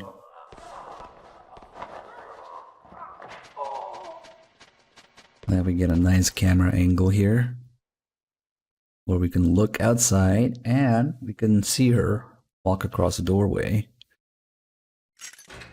But already, you know, her animation wiggling her ass. And she's waiting. And she'll wait for a while because we have some stuff to cover here. So, whoa. Okay, so Dwarven Rock Cake, thanks for the 6 months resub. So the beautiful bastard that is What's Up Man 2 donated $100. Nothing to scoff at, except he's a beautiful bastard because he's extremely generous, but wants to watch me suffer. Best part about these donation wars is watching you suffer doing math. So of that $100, $76.21 went to save Meryl. And $23.79 to kill Meryl. Which is why we now have decimals. Yay! Thank you. Damn. Then Breeze is like, nope, I said she dies with a $50 donation. Also extremely generous. Thank you so much. And in the midst of all that, 8Sticky went and used a new feature that is the sound bits. So you guys can also use bits for the donation war. And what the hell is going on? Why is Snake like shaking? Whoa. That was weird. What the fuck? But yeah, our sound bits include a $5 sound bit for saving and 5 to kill Meryl. So thank you. What the hell is that? I've never seen that before.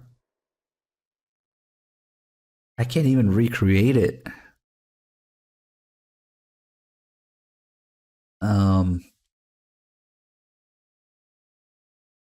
I don't know if 3Dog is gonna have sounds. That's up to him. That was weird. Oh, there we go again. A little bit. I think it's standing just in between the sink and him that does that. That's weird. I never noticed that. Well, what do you know? Kind of new stuff. It also does it if you crouch. Look at his ear and his shoulder.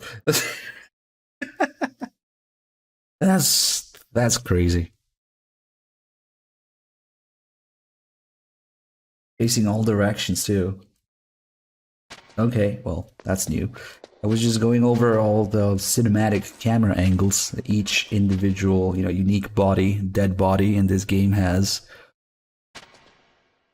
The DARPA chief here has his camera angles. Yeah, now we'll be calling Nastasha quite a bit. Because a lot of stuff happened, obviously, in here, and there's calls about it. Like I said, Nastasha's calls are some of the best.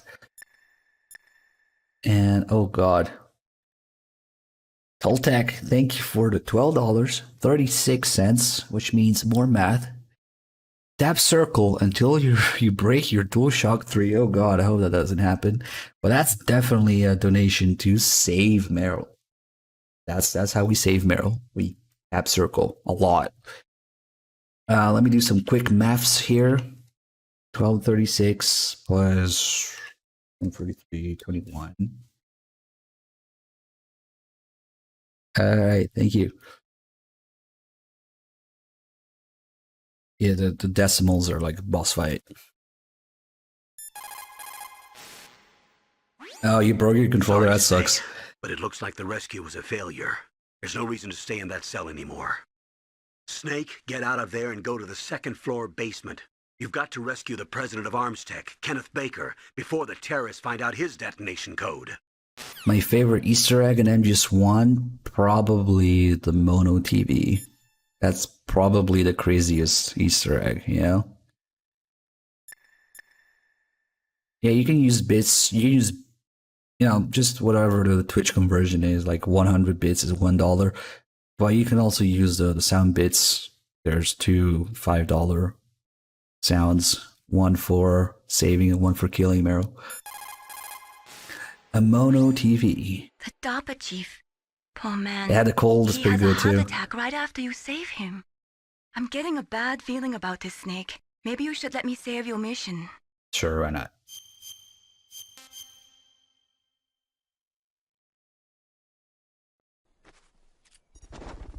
Hey, Henderbomb, thanks for the 2 months. Welcome back. They were conducting exercises with this new Metal Gear prototype? Is that what the DARPA chief said? Yeah. What the hell? So you know about Metal Gear. Just rumors. I heard it is some kind of walking tank that can deliver an accurate nuclear strike from any terrain. Mountains, deserts, swamps, wherever. But you are the real expert on Metal Gear, aren't you, Snake? Yeah, I guess I am. But what about the PAL system that the DARPA chief mentioned? It is a device attached to a nuclear weapon system to prevent the missile from being armed or launched. Usually, a secret detonation code or combination is necessary to launch the missile. According to the chief, there are 2 codes, and the terrorists already know one of them. The other code? If the terrorists find out that one too. Yeah, I've got to hurry and rescue President Baker. But first, tell me everything you know. Sorry, Bizoki, the subs are just counted differently, so we can't use that for the Nation War. What's up with the Moai statue? Where do you see that in one MGS1? It's near Otacon's lab. Once we go to the B2 floor of the nuclear storage building, I'll point it out once we get there. But that's more of a Konami thing than a Metal Gear thing. It's an MGS1, MGS2, and Ground Zeroes. I think that's it. Really? Well, it's technically an MGS4 as well, because you go back to the same area in MGS1. But yeah, where the electrified floor is. PAL stands for Permissive Action Link. It is a safety system attached to nuclear missile systems. The missile cannot be fired without the insertion of a special electronic code. But if the terrorists have found out the detonation codes, they can launch the missiles anytime they want. Now, speaking of Ground Zeroes, the little MGS1 quiz in Ground Zeroes where it asks you what PAL stands for. That's how you learn. You have to do the briefing or you have to call Nastasha about it.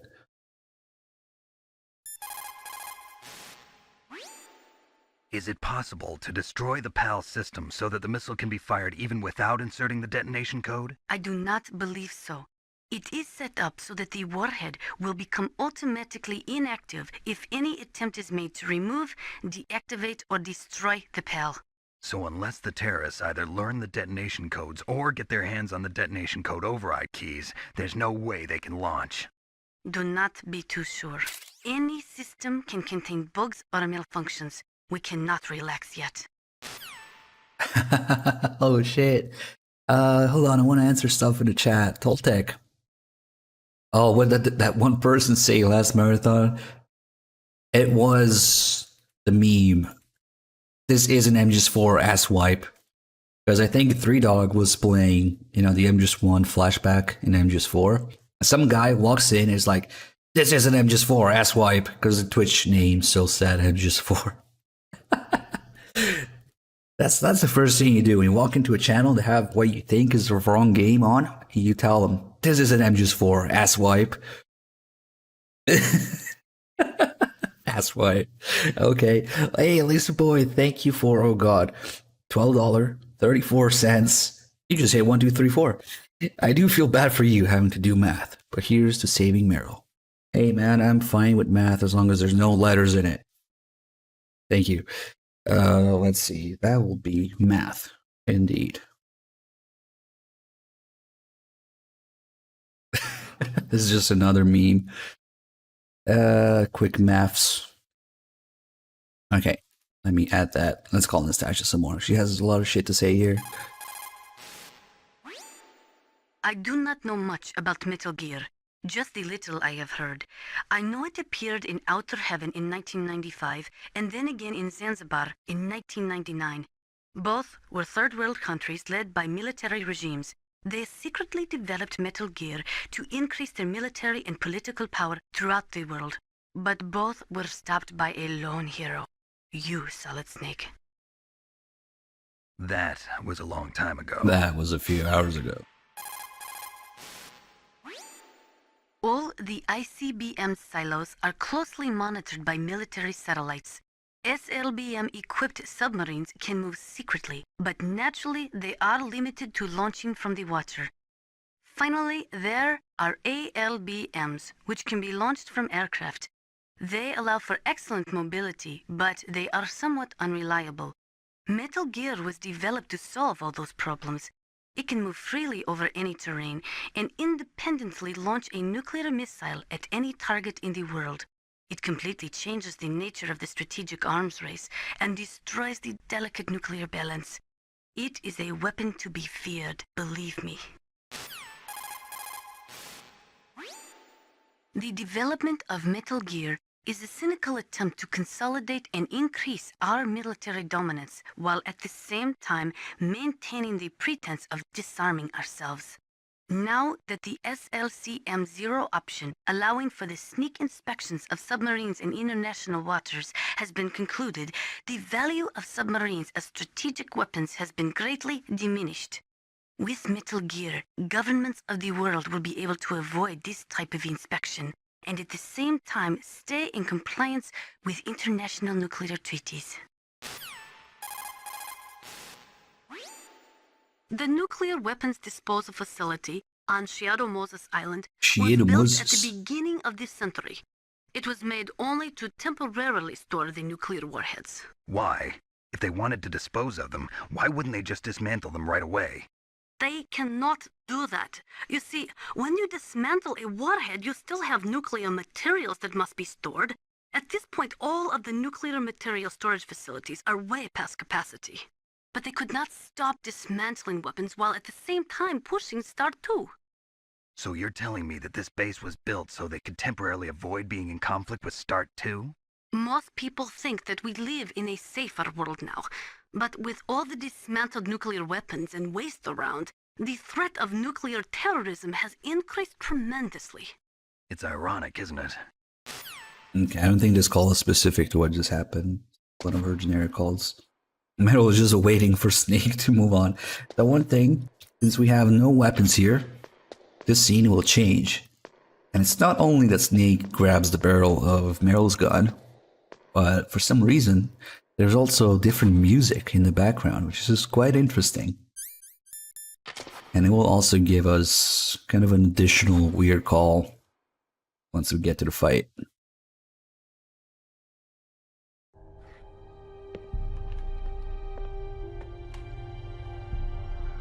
Don't move!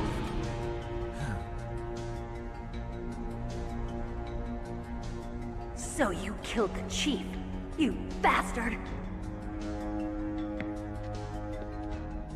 Liquid? No, you're not. Don't move! Is this the first time you ever pointed a gun at a person? Your hands are shaking. Can you shoot me, rookie? Careful, I'm no rookie. Liar. That nervous glance, that scared look in your eyes. They're rookie's eyes if I ever saw them. You've never shot a person, am I right? You talk too much. You haven't even taken the safety off, rookie. I told you I'm no rookie! You're not one of them, are you? Open that door. You've got a card, don't you? Why? So we can get the hell out of here! Looks like we'll be a little delayed. What are you doing? Don't think! Shoot! Hey, T-Call, thanks for the 7 months. So here is another place where we can pick up the gun. But if we're really fucking stubborn and we still don't want to pick it up, it's gonna be a little involved to get these guys without a gun. Oh god.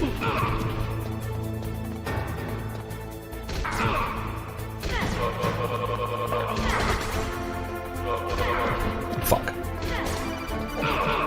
After a while of fucking around, we get this call. Snake, what are you doing? Take care of the bad guys and get the hell out of there. Try to pick up an enemy's fallen weapon. See, this is a weird call here, because Campbell says, try to pick up an enemy's fallen weapon. Which is kind of not a thing in MGS1. So it's weird. But yeah, we could technically strangle these guys to death. And now is when we have no choice but to pick it up. The snake will automatically walk on top of it. What are you waiting for? Shoot! Don't talk to me like a rookie! I'm telling you, shoot! And if we call Campbell now... Yeah, there's no way you can avoid picking it up, because Snake just walks on top of it. Now that call changes. Snake, what are you doing? Take care of the bad guys and get the hell out of there. You better use that weapon you found. You better use the weapon you found. It's like the second part of the call checks. Oh shit. That was close. We should get a ration from this though. Okay. And not the brightest thing to do.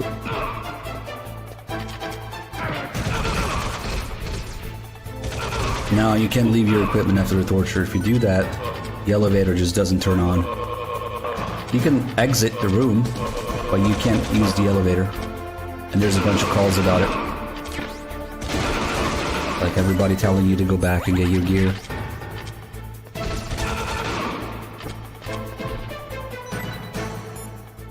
Now during this, Master isn't answering. And for some reason, Nastasia isn't either. Look, grenades.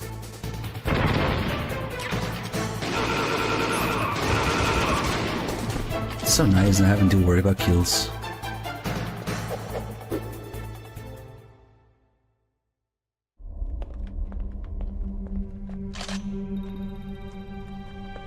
Thanks for the help. Wait! There it is. Catwalk. As Kojima calls it.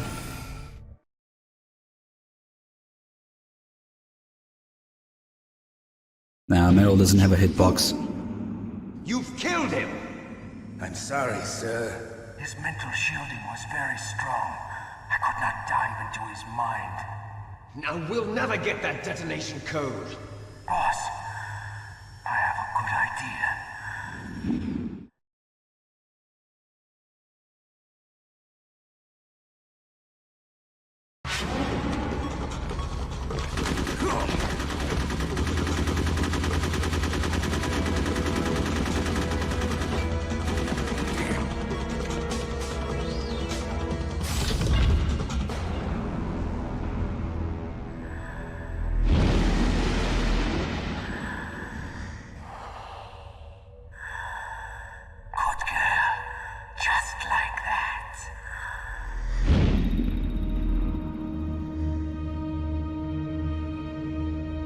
Yeah, I don't usually show that, but if you go back, you get a little huh from Snake.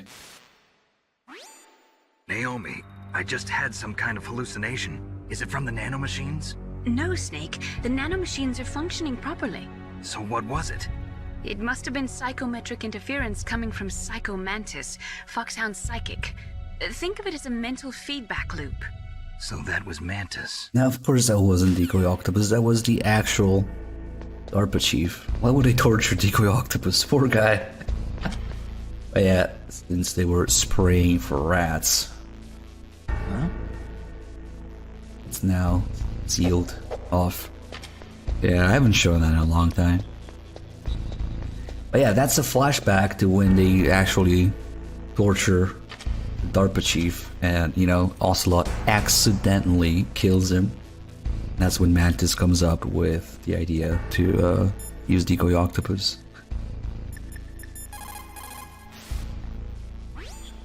Snake, Psycho Mantis has the power to read people's minds. He got the DARPA chief's detonation code. Hurry up or he'll get Baker's code too. That's right. If the terrorists get Baker's code, they'll be able to launch that nuke anytime they want. Yeah, they'll use Metal Gear to do it. Colonel, did you know they were conducting a military exercise here using Metal Gear? I didn't know. Really? Snake, you've got to understand. I'm just the middleman in this operation. Anyway, hurry up and get to the second-floor basement. You've got to save the Arms Tech president before the terrorists find out his code. Well, to be fair, Mantis can fucking read minds. Although I guess he couldn't really read Ocelot's mind either. See, he already knows that everybody would think that's a good idea. I have a good idea. You know that it's a good idea. Good. You found a SOCOM. That's a Special Operations Command pistol. It's a 45 caliber pistol with plenty of stopping power. It's also equipped with a LAM for nighttime combat. If you hold down the weapon button, you can train the laser sight on the enemy to help you aim. If you find a SOCOM suppressor, you can equip that too. That pistol was designed specifically for use by special forces, so I think it will be useful. Some people find it a little heavy and hard to use, but it shouldn't be a problem for you. Nice.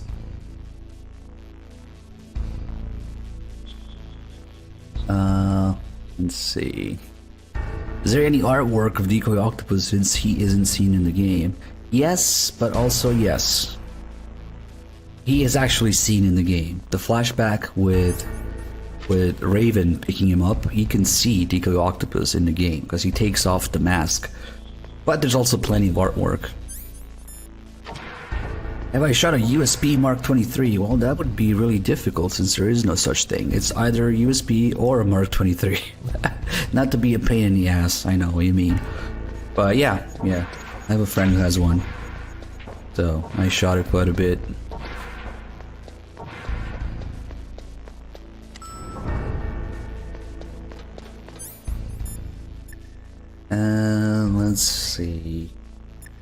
Let's see, why not?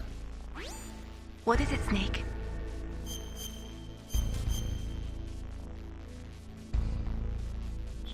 Snake, listen to what Lo Ji said. He who knows that enough is enough will always have enough. Just because you see an item doesn't mean that you always have to get it. If you don't really need it, think twice before you stick your neck out. It might not be worth it. This is like my favorite Mei Ling saying because it's so true. The game gives you so many supplies you don't need. It's also my philosophy to go by with a lot of games, yeah. Okay, so now we'll do something again that the game kind of expects you to do, but there's no reason to.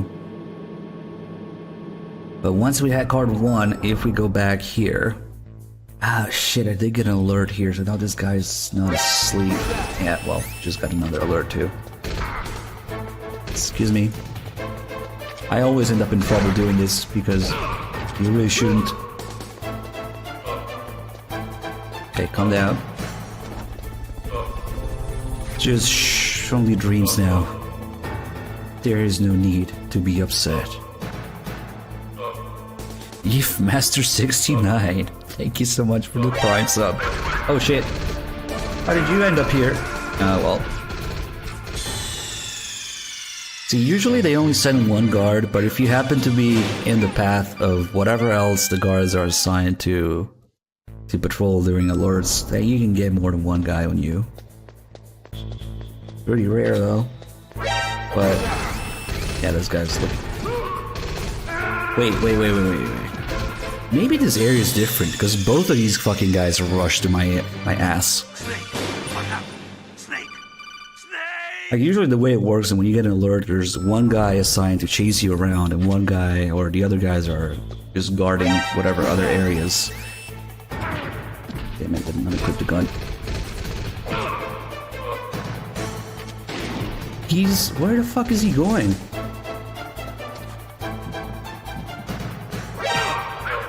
You shouldn't follow me. Yeah, that was weird.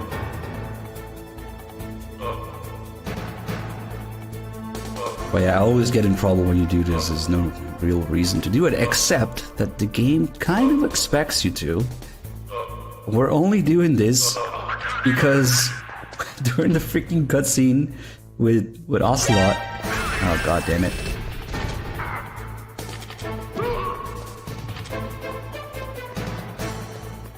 Can I get a break, please? Come on, get back here. God damn it. Trying to chase that guy around.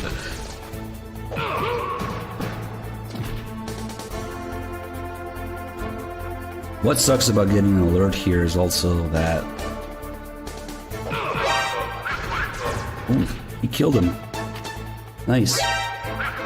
They keep fucking seeing me. This is just a bad spot.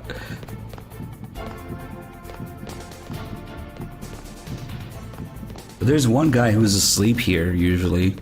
But if you get an alert, even like elsewhere, and then come back here, or like if you get an alert here, and then go do other stuff and come back here, this place itself forever saves the fact that you got an alert in it, and that guy will be awake. So it's not even something we can undo now because I got one way earlier too. Starting to really hate these guys. Yeah, give me that ration.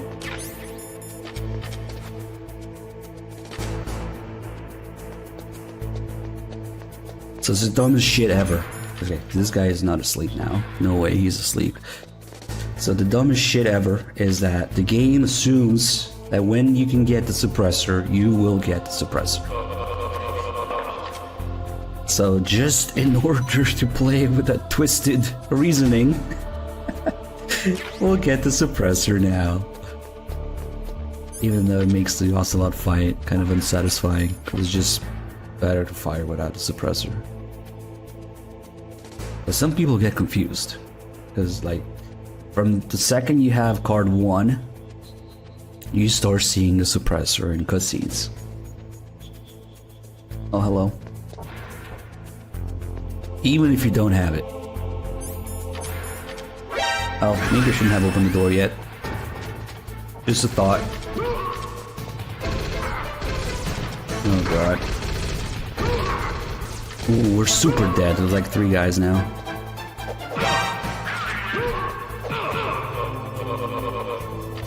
Wish I had the box, man. We are super dead.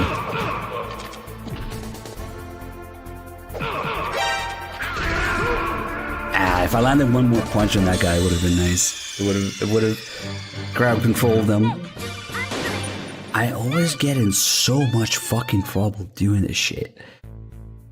It's like the worst thing ever, coming back here from... Because they haven't moved the tank yet. But the other guy's here too, which changes everything. Usually when you come back here, it's when the tank gets moved around, and this guy is no longer here. Ah, the noob thing slid forward. So sometimes you get caught doing that. When you're too close and the animation to grab them makes you fucking slide forward. So that way you end up in front of the guard that you just grabbed. Which is why they alert you when you're technically behind them. You have to be precise, and just one. Grabbing these guys. He heard that. What an asshole.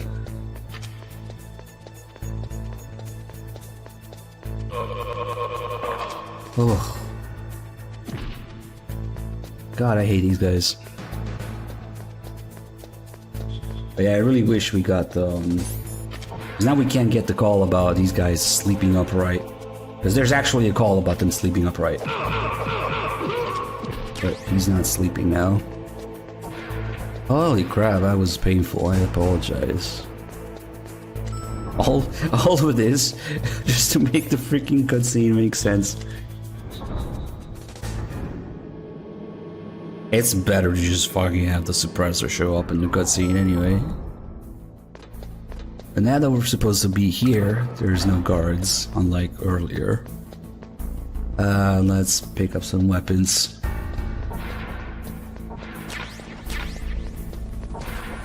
I don't believe it. Cuervos? Really? That's amazing. Thank you for the 2 months resub. I don't know if your name is just a coincidence or just a giant appropriate meme to what's been going on lately. Alright, we got some weapons. Let's do some calls. Eva Cuervo. The guy maybe has no idea what we're talking about. That's a chaff grenade. It's a special grenade that disperses thin, narrow metallic strips of various lengths and frequency responses. It can confuse electronic equipment. It will be useful against machines which depend upon electronic sensors. Naturally, for it to be effective, you must use it before you are attacked. If you are expecting an attack, spread the chaff beforehand. Hey, yes, you must be like an old school viewer. You remember that. There was no rating, no hosting back then. Have a Cuervo. Those are stun grenades. They are often used in sensitive operations such as freeing hostages and that sort of thing. Sometimes they are called flash bangs or sound and flash grenades. They make a big flash and lots of noise, which will disorient and disable your opponents temporarily. You have to understand that they won't kill the bad guys, but just stun them for a few seconds. Use them wisely. Yeah, that's what I tell people about when they ask if chaff grenades are real. Is there a trap call, Jackal? Really? We'll try it out.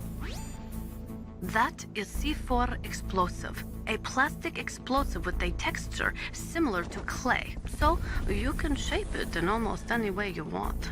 Although it has 1.4 times the destructive power of dynamite, it is highly stable and won't explode without a detonating device, even if it is shot, burned, or beaten. You are using a wireless detonator, yes? The detonator is equipped with a scrambler, so you don't have to worry about interference from any other radio source. Make sure you are sufficiently far enough away when it goes off. Also, as you know, the sound of the explosive will alert your enemies, so be careful. That sentence always rubbed me off the wrong way, you know? It's redundant. Sufficiently far enough away. There's like 2 or 3 levels of redundancy there. So, how do we trigger a trap call? Maybe just being here? Ooh, we got a camera angle for it. Is it a candle call? Might be. Snake, be careful. There are trapdoors near there, and the fall will kill you. Stay close up against the wall, and you should be okay. You Nice. should be able to see where the trapdoors are if you use your thermal goggles. Which we don't have right now. Nice, I haven't done this call in ages. However, I freak your mom for 57 months. Thank you for the resub. Always a pleasure to say that name out loud. Snake, you've got to think. Your mind is your most dangerous weapon. If things are getting too complicated, try to simplify your thoughts. You can also try calling Campbell for advice.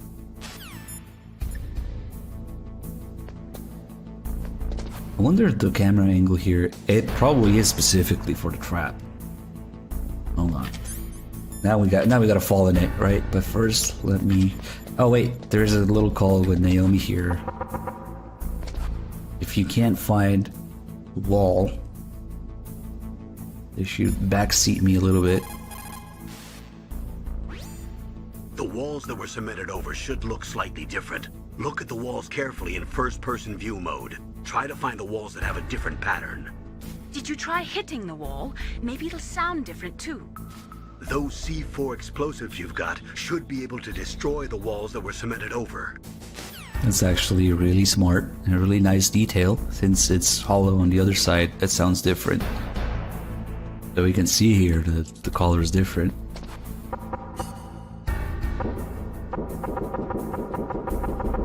Although that was kind of a thing in Metal Gear 1 even, so.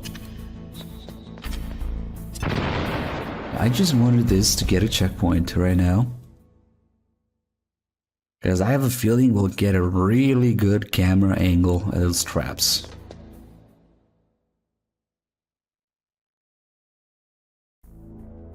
Yeah, we're playing the PS3 version, which is really just the PS1 version. Look at this, it's like the camera tells you, there's a trap here. It's just looking straight at it.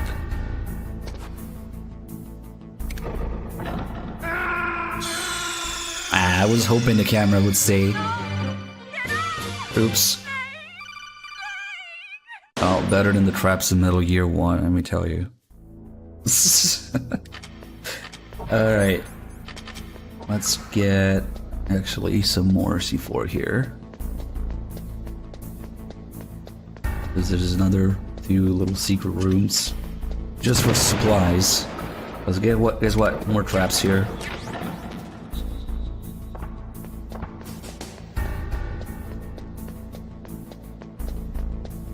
Okay, now we're gonna do something. Do not attempt at home. If you have C4 at home, put it away. Okay, first I'm gonna open up the way to Ocelot.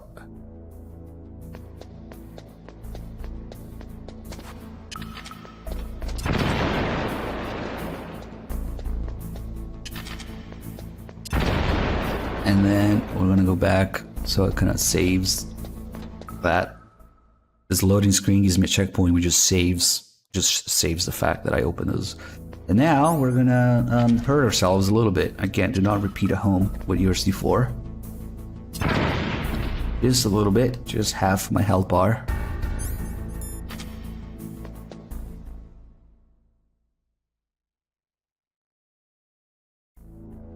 You wanna go and stalk 3-Dog Dr. Sasso? You can do that. Okay, so now, a couple things going on. First, if we look in here, we can already see Baker. And if we aim carefully, we can even shoot him, triggering what you would normally trigger during the fight, which is Ocelot saying, "What are you aiming at? What are you aiming at?" What are you aiming at? What are you aiming at? And then, of course, if we shoot him too much,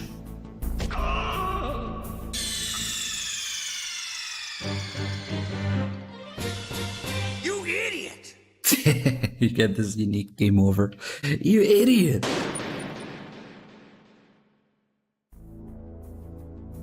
That's what happens if you step into the C4, if you kill Baker anyway. The game over you get is, you idiot! But there's something else, the reason that I kind of blew myself up a little bit. We'll let this intro play here, and then we'll do something. We'll let Ocelot kill me 5 times. That's why I lowered my health, so I'm gonna have to like wait for him to reload every time.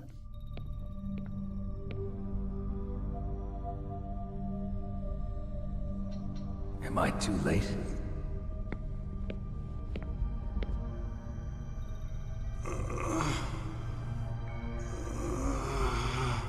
He's alive. You're the Arms Tech president, Kenneth Baker, right? What an info. I'm here to save you. No, don't touch it. C4.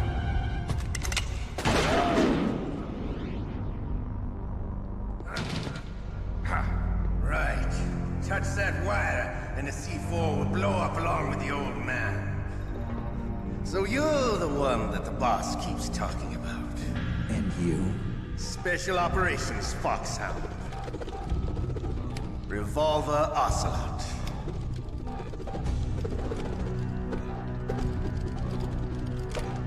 I've been waiting for you, Solid Snake. Now we'll see if the man can live up to the legend. This is the greatest handgun ever made. The Colt Single Action Army. 6 bullets, more than enough to kill anything that moves. Now I'll show you why they call me Revolver. It's funny he says it's enough to kill anything that moves, but it's not for Snake. If you're at full health, he has to reload because of iframes. So now we have to die to his gunfire specifically. Not like the super gifting assault to Revolver Ocelot. Nice.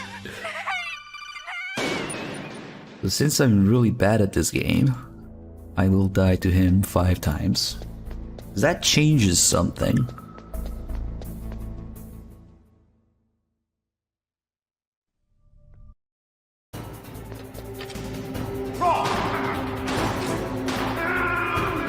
Also, somebody mentioned if you shoot Baker, does he have less health during the fight? I don't think so.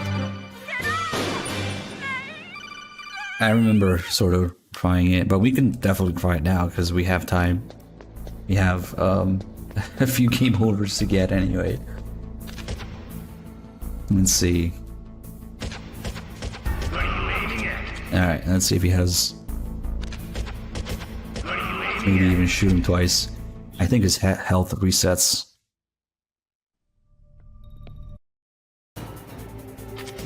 Yeah, it resets.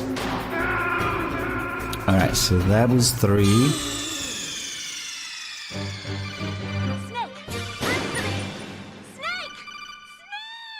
Let's do a couple more just to be sure. I think 4 might be enough, but to be honest with you, if it's not, then you waste the whole time you do this. So to make really sure, I always do 5.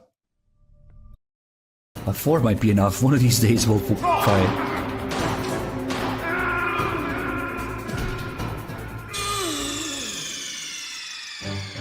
Damn, this game is hard. Snake! Snake!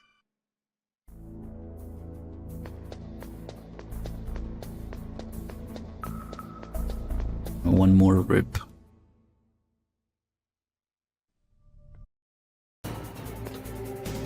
Oh, this boss is so hard.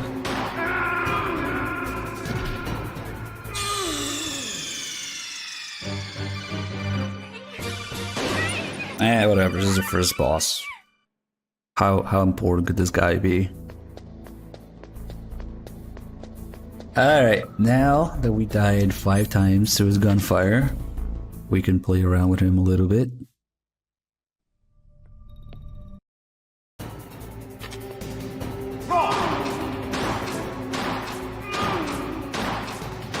I love to reload during a battle. There's nothing like the feeling of slamming a long silver bullet into a well-greased chamber. All right, I'm alive. Let's go. You better hurry up. The old man's not gonna last too long. Don't you want to settle this?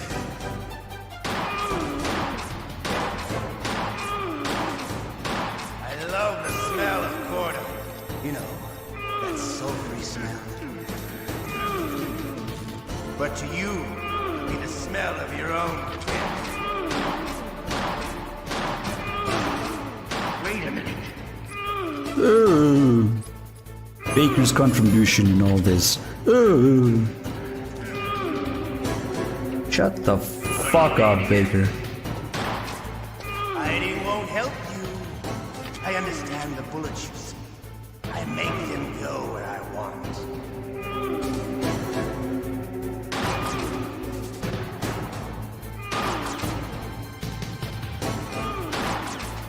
think that's all of his lines. He just says, wait a minute. Wait a minute. And we can abuse Baker some more. Shut up. And he does shut up for like a second.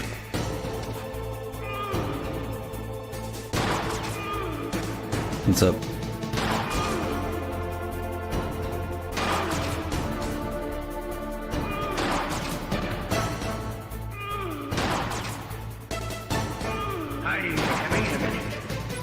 I didn't want to wait a minute.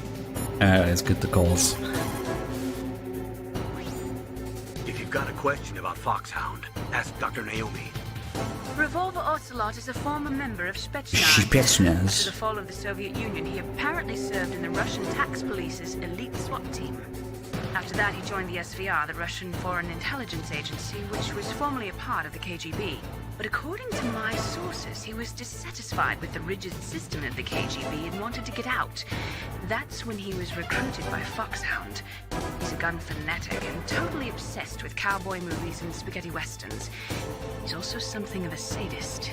He learned the most advanced torture techniques while he was with Spetsnaz. Yeah, he had plenty of practice. Lubyanka prison is located right there inside KGB headquarters. In a gunfight, reloading is usually the most dangerous time. But he loves it. Use that to your advantage. You'll have to take him out when he's reloading. Can you see where his number of remaining bullets is displayed on the screen? Wait for the right moment, and then take him out. Yeah, it's weird. She says it right the second time. They were probably just like, fuck it, whatever. Keep that take.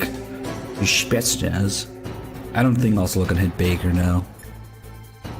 Maybe? Nah.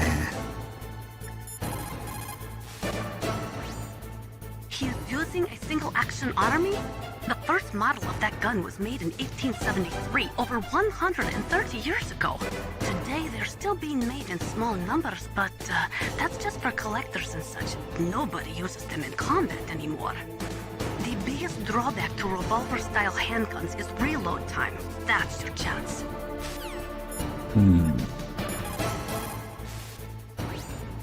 The muzzle velocity of a bullet fired from a revolver is slower than one fired from an automatic. That's bad for you. The slower a gun's muzzle velocity, the more damage it does. That's because the bullet will tend to lodge in the body instead of going right through. Those kind of wounds take a long time to heal. Sometimes they never do. I think that's part of the reason he likes that gun. He's a real sick puppy, that Ocelot. The biggest drawback to a revolver is the reload time. That's your chance. True or false? Dude, we could sit here for an hour talking about ballistics. In the end, the answer is, it depends. But mostly no. But it depends. So... yeah, I don't know why they threw that in there. By that logic, if you throw out a bullet with your hand, or slowly poke somebody with it, it goes 1 foot per second. You know? No. Top Ramens, thank you so much for the 78 mods. Good to see you, man.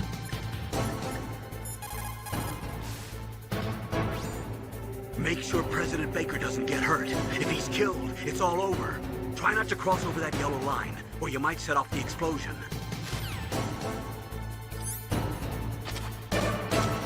Alright, let's get him. It's not nearly as satisfying with the suppressor. Also, I keep missing. So does he, so it's okay. Wait a minute.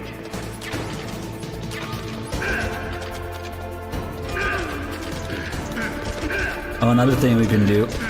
We could technically get one more line out of him.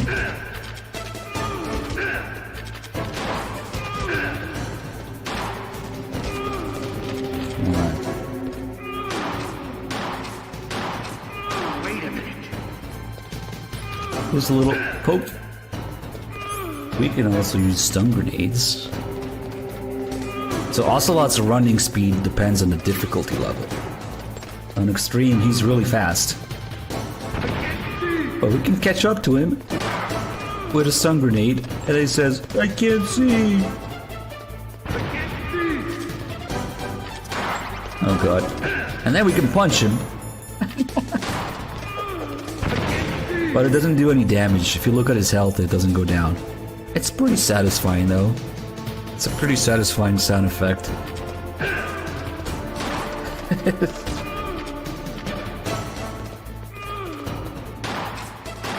Your eyes closed. Alright, so now we're gonna end the fight. And since we died to him 5 times, everybody knows that he says, "You're pretty good, right?" Well, no. He doesn't say that, because we're pretty shit. Because if you die a handful of times to Ocelot, then that line will change completely. Now you can't choke him. So instead of "you're pretty good," we're gonna get something different. Also, when his hand gets cut off, he doesn't say "my hand," he just yells in pain. So the scene is slightly different. And I didn't know about this for the longest time, because I never died fucking 5 times in a row to Ocelot, but it's pretty fascinating. Oh shit, that wasn't even the last hit. Well, you're pretty shit. I'm disappointed. You're no match for the boss. Playtime's over, friend. You're not cut out for war. Don't worry. I'll kill you quickly. What?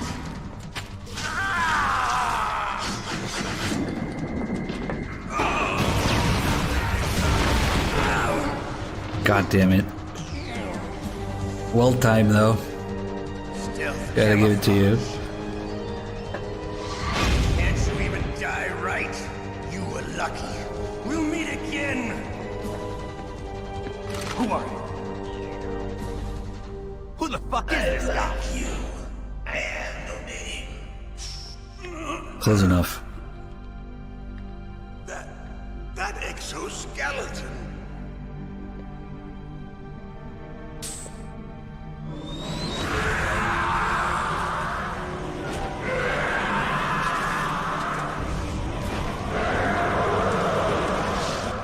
Like, shut up, Raiden. It's gonna be you in a few years. See that cutscene? Always has the suppressor. Even if you don't pick it up. So we went and picked it up and made a mess of it. Can you talk? Who are you? I'm not one of them. The DARPA chief told me he gave them his detonation code. What about yours? Oh, I get it. Jim sent you. You're from the Pentagon. Answer my question. What about your code? There's no time. I talked. What? Now the terrorists have both codes and can launch any time. It's not like I didn't fight. I managed to resist Psycho Mantis's mind probe. He couldn't read you? How'd you do it? Surgical implants in my brain. Surgical implants?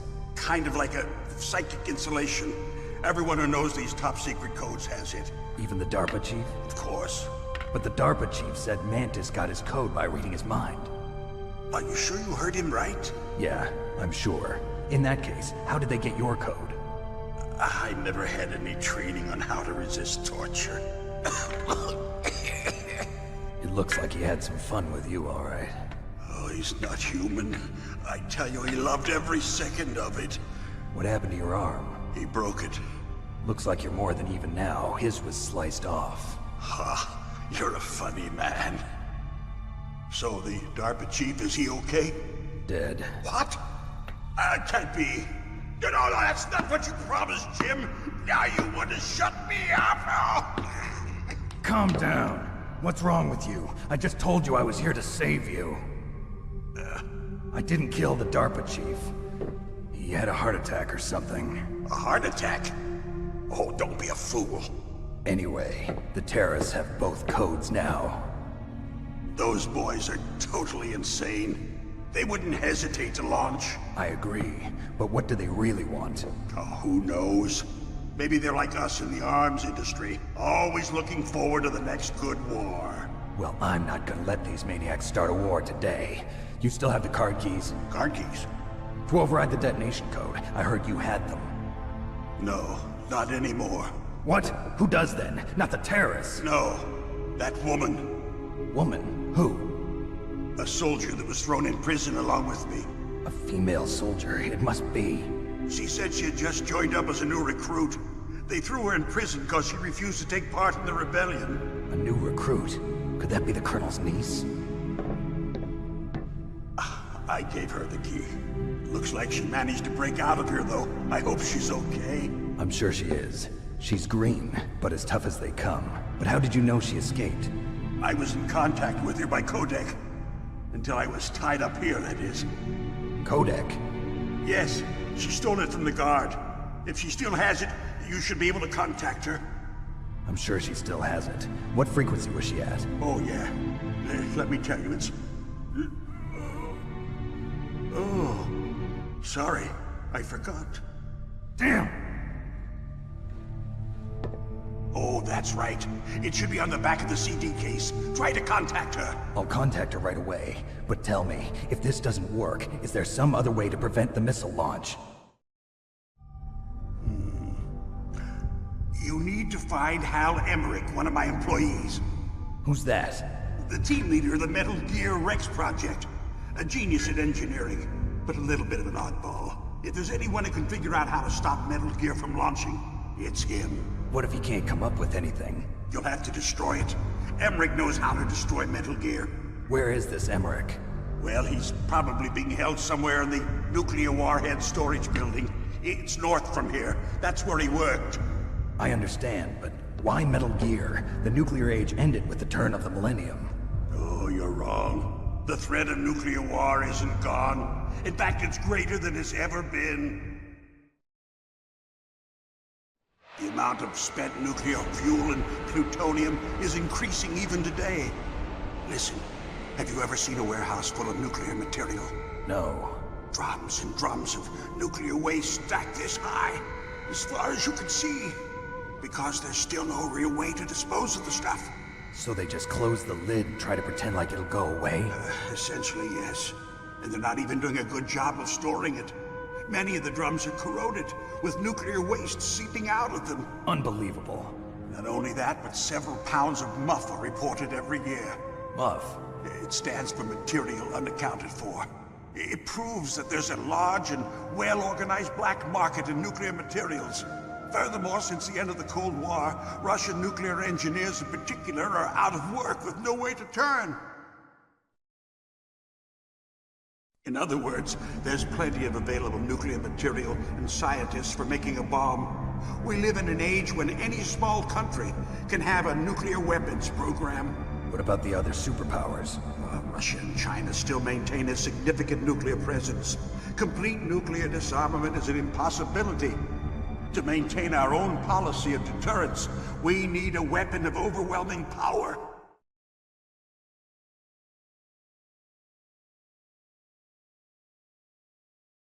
You mean Metal Gear? Yes. You know our industry suffered quite a blow as a result of the cuts in military budgets due to this so-called peace. I remember hearing a lot about mergers and takeovers among the big weapons makers. Yes, and after my company lost their bid to produce the Air Force's next line of fighter jet, the Metal Gear system was our last ace in the hole. That's why we pushed to have Metal Gear developed as a black project. Black project? Secret projects paid for by the Pentagon's black budget. You can avoid a lot of red tape and get a great lead time on your weapons production. And no one can bother you. Not even those bleeding heart liberals on the Military Oversight Committee.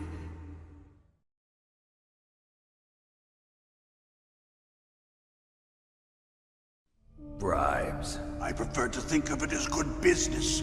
Anyway, Metal Gear was going to be formally adopted after the results of this exercise were analyzed. I don't give a crap about you and your company. Yes, that's about what I'd expect from a grunt like you. Here, this is what you came for, right? What's that? An optical disc. It's all here. The main hard drive was destroyed by gunfire. This is the only remaining copy of the data. What kind of data? All the data collected from this exercise. Don't play dumb. I know you were sent to get this. I hid it from that sadistic maniac while he was torturing me. They don't know this disc exists. Make sure you report this to Jim. To your boss. I'll give you my card, too. It'll open up all security level 2 doors. Can you walk? No. No, you go on without me. They got my password. They don't want anything else from me. I have one more question. Who or what was that ninja thing? It looked like you knew something. That ninja? That was Foxhound's dark little secret. Dark little secret? An experimental genome soldier. You know him? You should ask Dr. Naomi Hunter from Foxhound. She knows better than I. Naomi? You've got to stop them. If it goes public, my company and I are finished. What? Doesn't Metal Gear use currently existing technology? Metal Gear itself does, but... What did you do to me? Oh, no. Oh, no, it can't be. Those Pentagon bastards. So, they actually went and did it. What are you talking about? They're just using you for...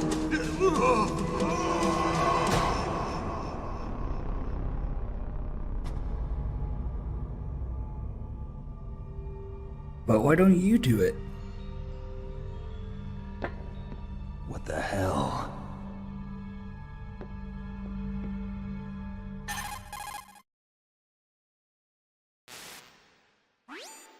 Colonel, are you listening? Now he's dead too.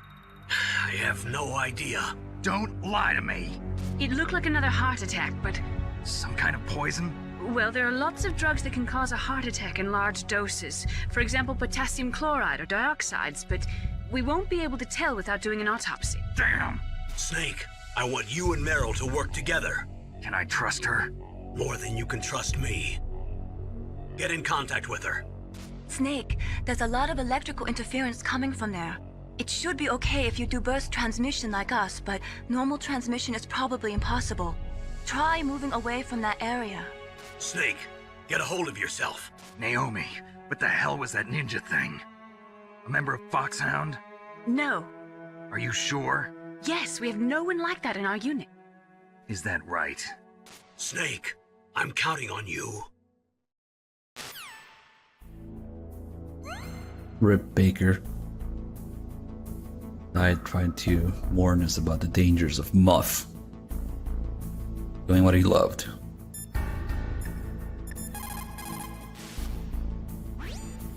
The DARPA chief and President Baker. So now the terrorists know both detonation codes. Yeah, and on top of that, they both died right in front of my eyes. Snake, now that the terrorists have both detonation codes, the only way to stop a nuclear launch is to either use the detonation code release keys that Meryl's holding, or find the Metal Gear chief engineer that President Baker mentioned, Hal Emmerich. In any case, you should contact Meryl by codec. Wasn't her frequency written on the back of the CD case? Back of the CD case, or as they call it in Japan, the package. The back of the package. Not to be confused with the disc that he gives us, which, if we look carefully, is actually not a CD. It's a MO disc. Magnetic optical disc. Also, he says that before he gives you the disc, so no, that's not the disc. Not the MO disc. The actual package of the game, as they call it. Except we're playing the digital version. What can we do? We look at the software manual, which includes the front and back of the disc case. So that's the front. Got all the good stuff in between. And then here's the back. Made for American audience, so it has to be more action-packed and involved. And there it is. Meryl 140.15. It's really interesting how the art and the front and back of the disc cover change depending on the region, you know? Usually it's more weapons, explosions, tanks, whatever for the American audience. Actually, in particular, some MGS games really suffered from that. Namely, MGS3, for example. MGS3 cover The NTSC American version kind of sucks compared to the European one. But yeah, we get all this stuff, and we get Meryl there.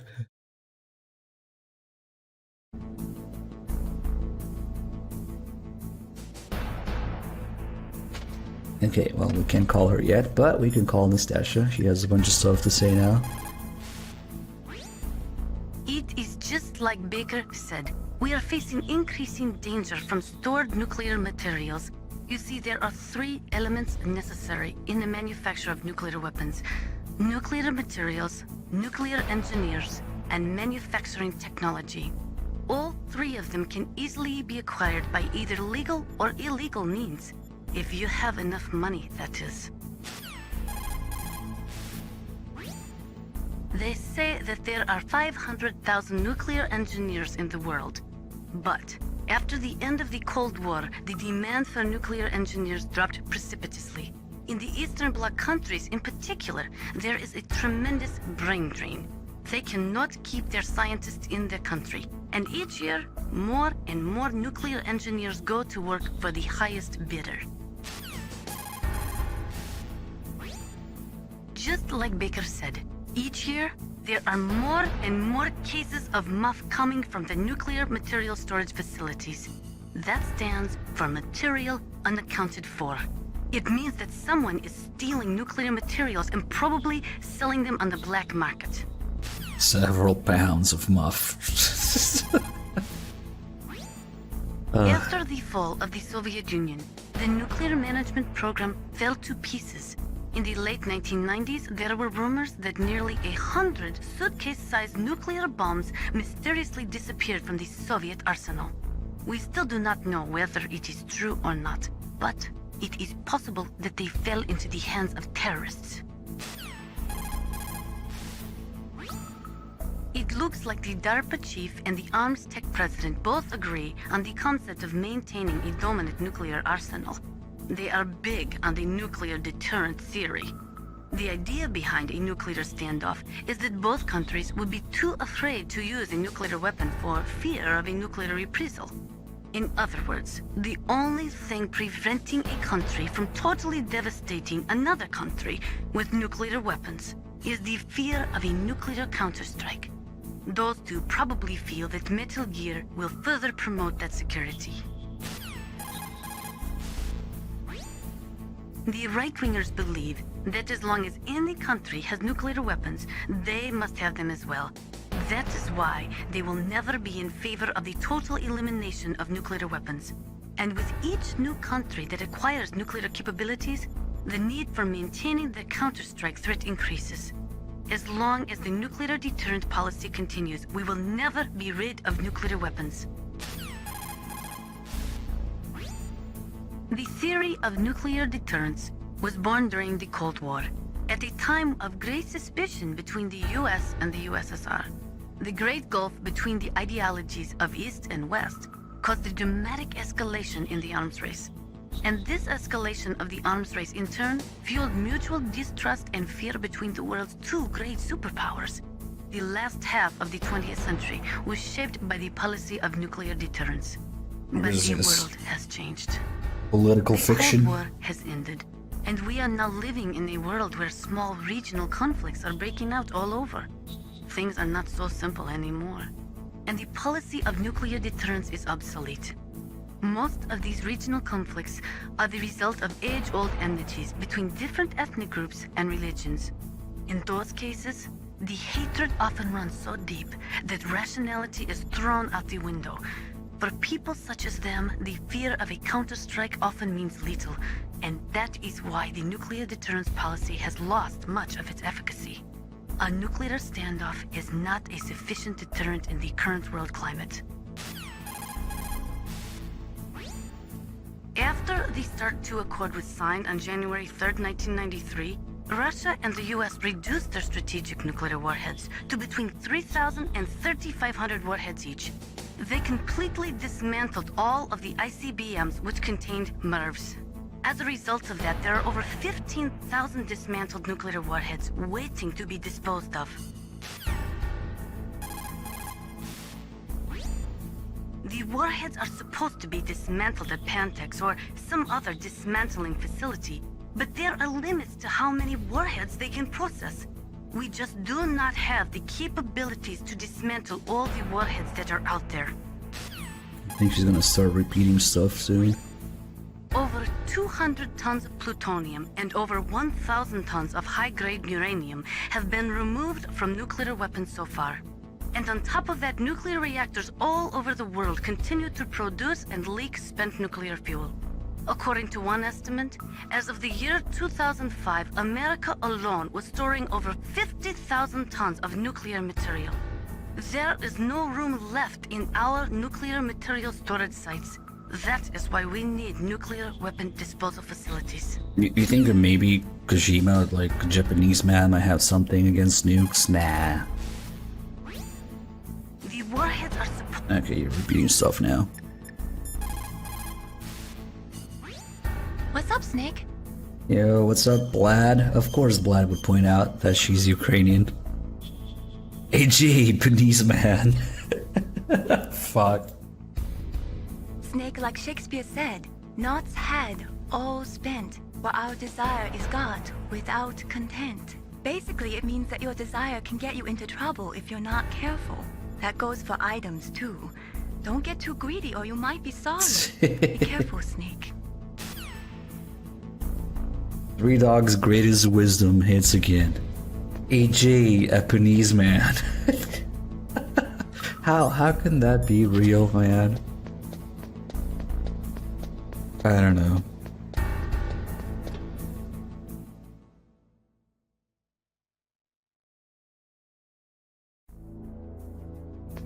I should have just said that. You think that Kojima, AJ, a Panese man?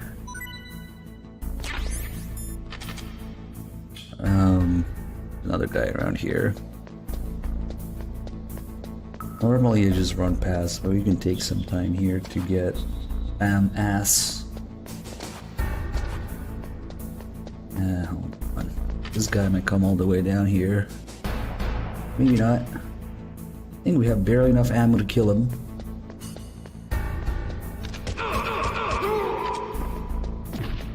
These heavy armor guys take 4 hits. Get some more ammo here.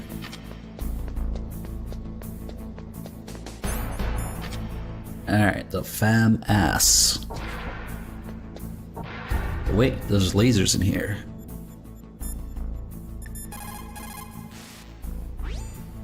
Snake, that room is set with infrared sensors. You should be able to see them if you had some smoke, cigarette smoke or something. Sorry, but these are smokeless cigarettes. You mean those cigarettes that are designed to cut down on secondhand smoke? Oh, well, don't worry. If you blow the smoke in the direction of the infrared sensors, you should be able to see them. That was a good idea, bringing the cigarettes, but don't smoke too much. Cigarettes make you weak in mind and body. They are bad for you. Alright, let's smoke. You can see the laser. Right now we have to crawl under.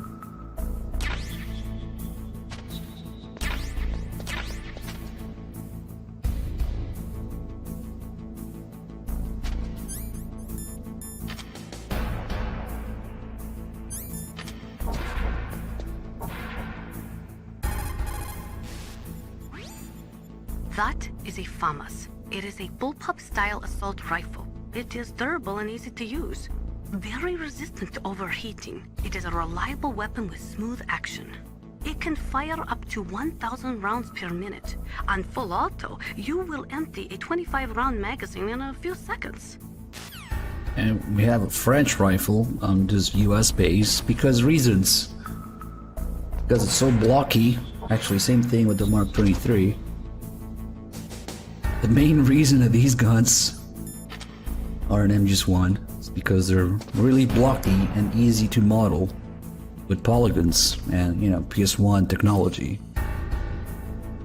Yeah, this is extreme difficulty. Killer Shadows, thank you so much for the 5 months. Welcome back. Well, since we were smoking, might as well do the rest. nuclear weapons, nuclear reactors, hazardous waste. We are constantly being exposed to plutonium and other radioactive materials. Compared to that, smoking seems not so bad, no? Like in Siphon Filter, yeah. Have you seen the M16 model in Siphon Filter? It looks like ass and it has no stock, so I can see why they went with the FAMAS instead. Why not? Are you smoking? Yeah, so what? Didn't you know that cigarettes contain benzopyrene, a chemical that leads to lung cancer? We now know that when benzopyrene enters the body, it changes to benzopyrene diolipoxide, BPDE, and attaches to the receptors on the P53 gene, the gene which causes lung cancer.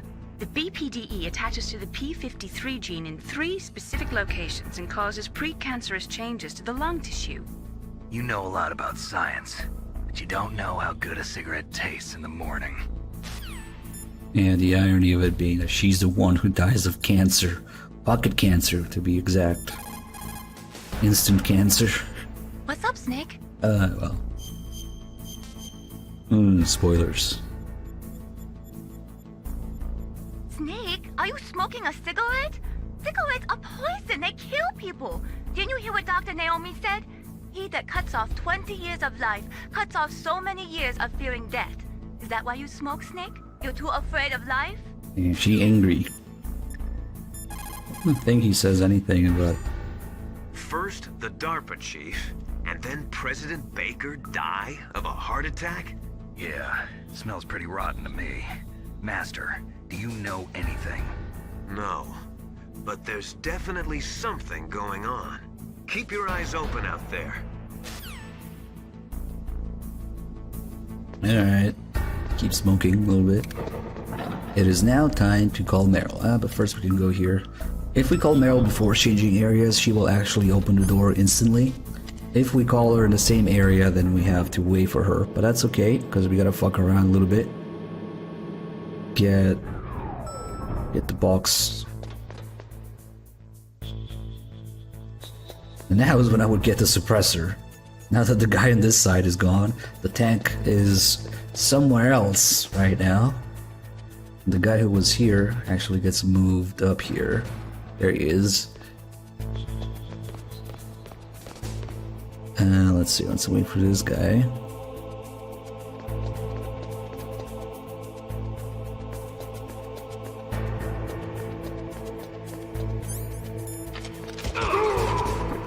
And the suppressor, might as well use it.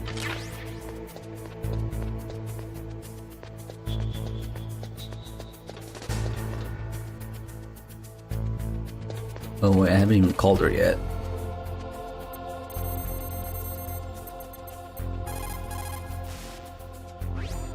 Who are you? I was really impressed with the way you busted yourself out of there. The one from the prison? You're the Colonel's niece, Meryl, right? No, it's not him. Just exactly who are you? I'm the fool that your uncle sent all alone into the middle of this whole mess. You came by yourself? You think you're some kind of one-man army?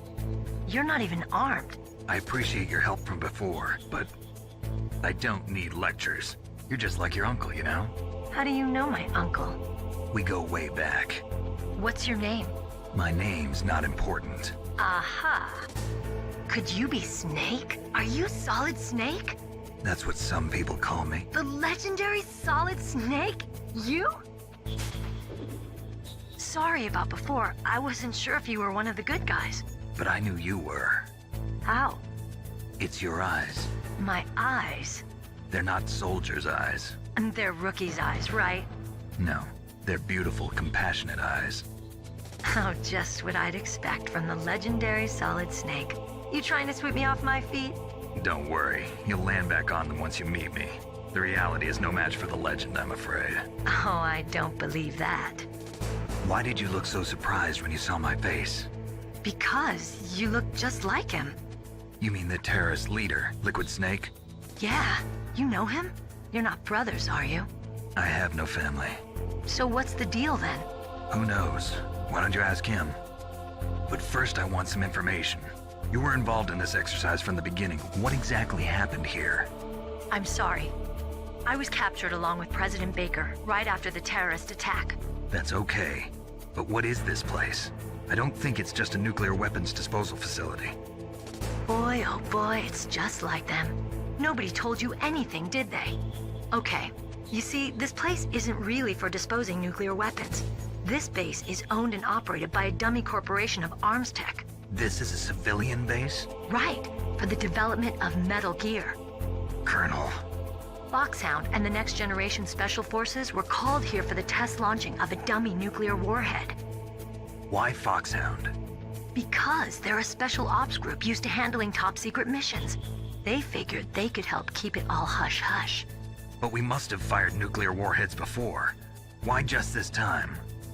I heard it was because this was to be a final test before the formal adoption of the Metal Gear program. Well, that's what I heard anyway. Sounds kind of fishy. So what do you think the terrorists want? Sorry. I'm not sure. I was captured with President Baker right after the revolt started.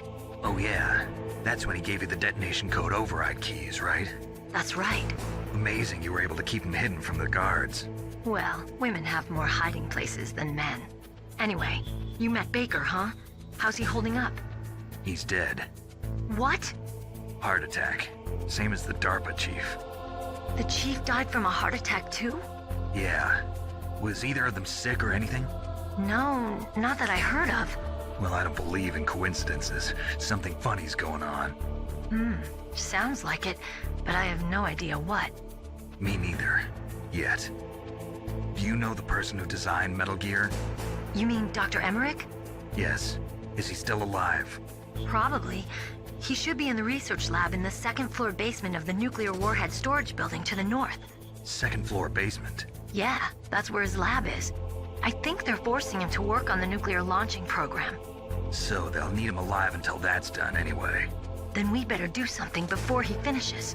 You're right. In case we can't override the detonation code in time, I need to ask him how to destroy Metal Gear. You plan to take that thing on by yourself, Snake? It won't be the first time. Ah. What's the best way to get to the building where the doctor is being held? There's a cargo door on the first floor of this building that leads to the north. What's the security level of the door there? 5. But it's okay. I've got a level 5 card. Well, I've got to go save the doctor. You should go. I'm going with you. No way. You're still too green. I want you to hide somewhere. I'm not green. Oh, yes you are. You pause for just 1 second in front of your enemy and it's all over. Good luck doesn't last forever. I don't know what happened. I just couldn't pull the trigger right away. I never had any problems in training, but when I thought about my bullets tearing through those soldiers' bodies, I hesitated. Shooting at targets and shooting at living, breathing people are different. Ever since I was a little girl, I always dreamed about being a soldier. Every day of my life, I've trained my mind and body for the one day when I could finally see some real action, and now... So what now? You want to quit? I can't quit. I can't allow myself to quit now. Listen, Meryl. Everybody feels sick the first time they kill someone. Unfortunately, killing is one of those things that gets easier the more you do it. In a war, all of mankind's worst emotions, worst traits come out. It's easy to forget what a sin is in the middle of a battlefield. But this isn't a war. It's a terrorist action. You're just a little jumpy from the combat high. The adrenaline in your bloodstream is starting to thin out. Just take it easy. But I learned all about combat high at the academy. Whatever. We'll talk about it later. For now, just think about keeping yourself alive. If I get out of here alive, I'll think about that other stuff. Okay. Let me try to say this another way. Stay the hell out of my way. You're a real bastard. Just like my uncle said. Huh. I told you. The real me is no match for the legend. It looks like you were right. Okay, Snake. I'll be a good girl. We'll link up after I grab the doctor. Then we'll take care of the detonation code override. Gotcha. But listen, I know this area better than you.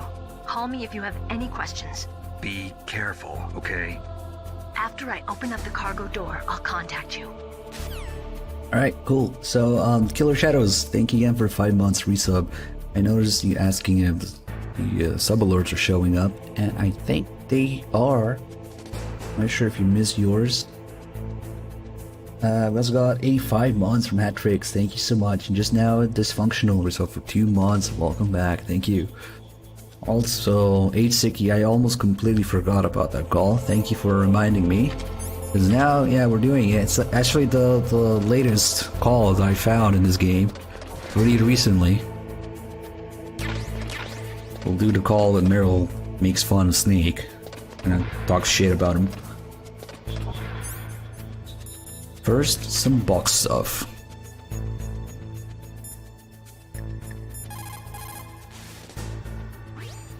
Don't make too much noise or you'll be spotted. Be careful when you're walking on that floor. Oops. Well, now that he's just talking about the floor. Because we're on it. Sorry about that, babe. Donated $3. Meryl plus waifu equals save. Thank you. Let me add that.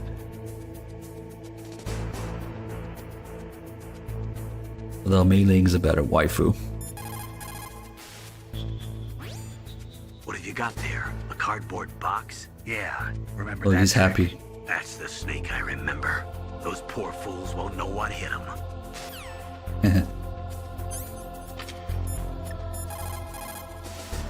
I didn't mean to do hers now. Oh, whatever. Cardboard box.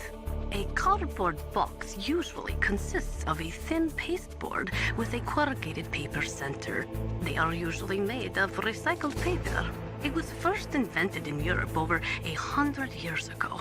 It was originally used to absorb one's sweat when wearing hats. With the same amount of wood to make one wooden box, you can make 6 or 7 cardboard boxes. And since it's recyclable, it's highly economical. In addition, it's strong and easy to store. That's why it's widely used for packing. But to avoid damaging weapons and other delicate instruments when shipping them, they should be packed in stronger boxes like wood or something. Also, the crevices should be filled with styrofoam to prevent them from moving around. So, anyway, what's with the box? Oh, nothing. No big deal. Really? I think Snake doesn't want to tell Nostalgia what he actually uses the box for, because he's like self-conscious about it. I don't know. No big deal. A cardboard box, huh? Just like Zanzibar. It saved my skin more than a few times in Outer Heaven, too. Getting the maximum use out of ordinary on-hand objects is the first principle of survival. It's especially important in covert operations. I haven't forgotten what you taught me. See, he only mentioned Zanzibar there because Miller wasn't in Metal Gear 1. I'm afraid it's been... Unlike what Ground Zeroes wants us to believe. But then Snake who adds Outer Heaven, Metal Gear 1 as well. Hey, Epiphanic, thank you for the 5-pack. Give the subs. Cheers, man. Appreciate it, guys. Enjoy those free subs. So there's one more box call.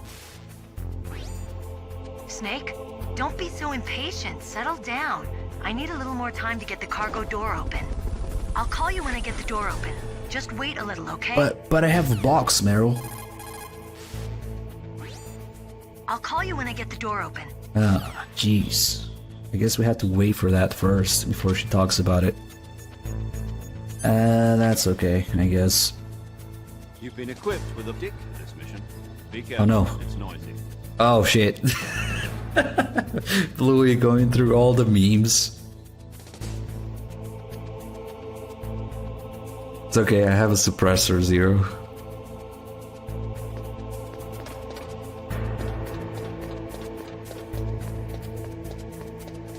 I guess Meryl won't talk about the box until she opens the door. Well, okay. Big fat break.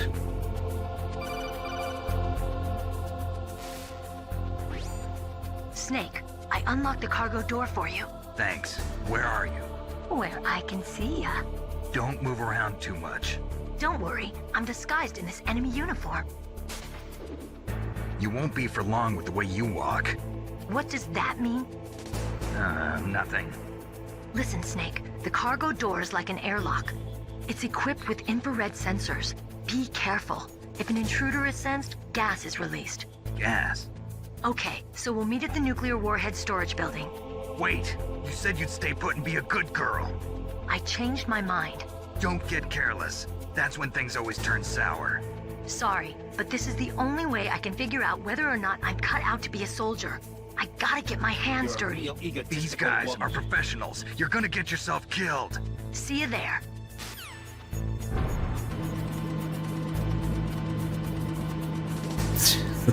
Boy, back at it. Yeah, let's see if she talks about the box now.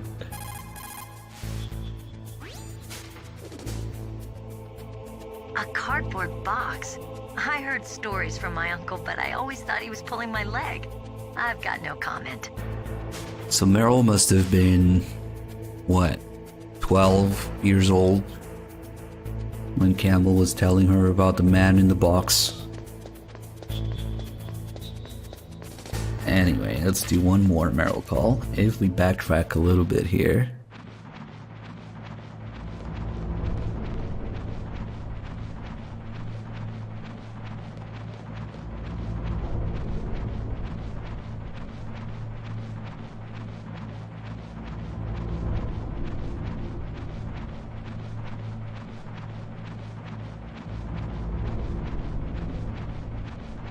So we gotta load up the heliport.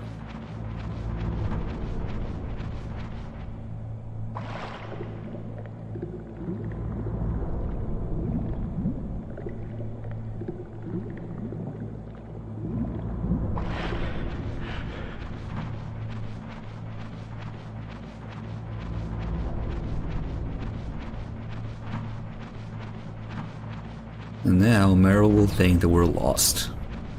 So she starts talking shit about Snake.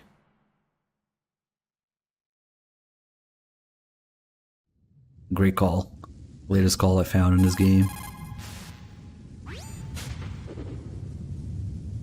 Snake, where are you going? The warhead storage building is north. I can't believe it. Solid Snake is lost. I guess it's true. Whatever. The reality really can't live up to the legend. Alright, that settles it. Never mind. Wrong way, I guess. I think she might be the only one who comments on being lost though, right? I kinda almost want to go back. Fuck it. And that's why you're gonna die for about 20 bucks.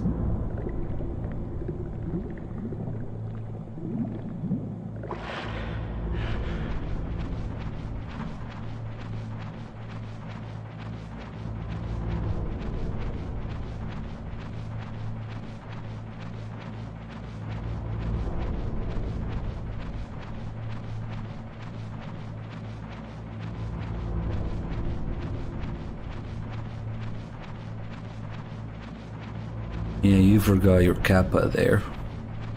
Yeah, it'd be much better with GameCube graphics. Now that we're back here. I suppose this guy's asleep now. No, he's never gonna go back to sleep again.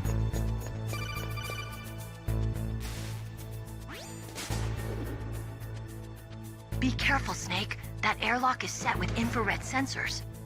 You probably can't see them with your naked eyes, but there are infrared beams coming out of that wall. Touch any one of them and the doors will seal off and the place will be flooded with poison gas. Somehow you've got to get through without setting off those sensors. Air bomb, who are you cheating on us with? Alright, let's smoke some cigarettes. So the speed at which these lasers move also depends on difficulty level. This one in particular, I think this one's the fastest. Yeah, it's pretty fast. This is one of the few areas where you can fuck up instantly. And you're dead. No chance to redo or anything. Okay, so we're gonna get this checkpoint. And then step back for a second, because it's actually funny what happens.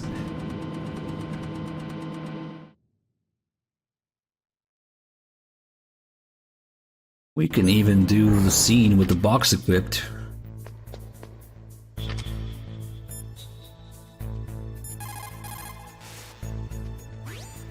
It looks like the place is protected by infrared sensors. Somehow you'll have to make it past the beams.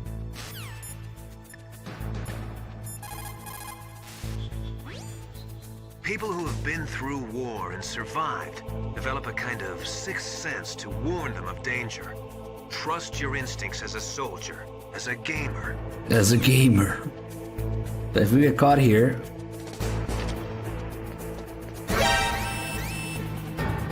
They seal off the doors.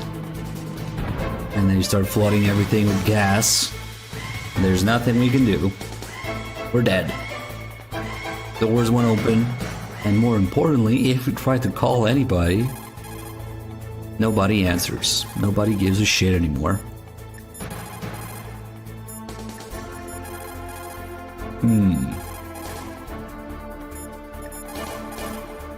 You now have no choice but to die. But then, what happens when you do die? Oh, the box gets unequipped here. Guess what? Now they're calling me. Now they're calling me. That's funny. That's always funny to me. And then the game over screen they're calling.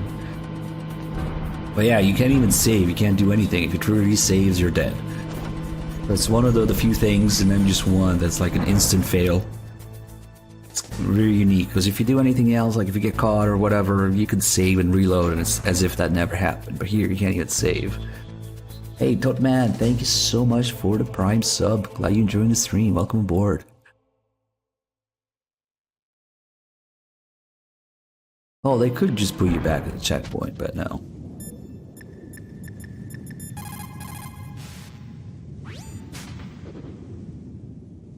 If you go north from there, you'll eventually come to the Warhead Storage Building. Dr. Emmerich should be in the laboratory area in the second floor basement. I'll go ahead and wait for you there. Meryl. What? Are you gonna tell me to stay back because I'm too green again? Nope, it's your decision. I can't stop you from doing what you want, but... But... Don't do anything stupid, okay? Stupid? Boy, thanks for the great show of confidence. Meryl. Anyway, I'll see you there. But in the codec, everyone's green. When the temperature falls down to minus 30 or minus 40 degrees Celsius, you start to Thanks, Kiefer. That's when the moisture in the air freezes. That's really loud. It may look pretty at first, but it'll severely limit your Damn it. visibility. Be careful. Our hero, Big Kipling, Boss. an English poet who also won the Nobel Prize, said that once you go beyond 65 degrees north, you're beyond the reach of divine protection and human law. To survive in such surroundings, you have to be strong enough to not rely on God or anyone else. I've been thinking about moving those alerts because they kind of cover up the subtitles every time. Oh, that sucks. Maybe we should move them. Maybe we'll put them in the middle. Yep.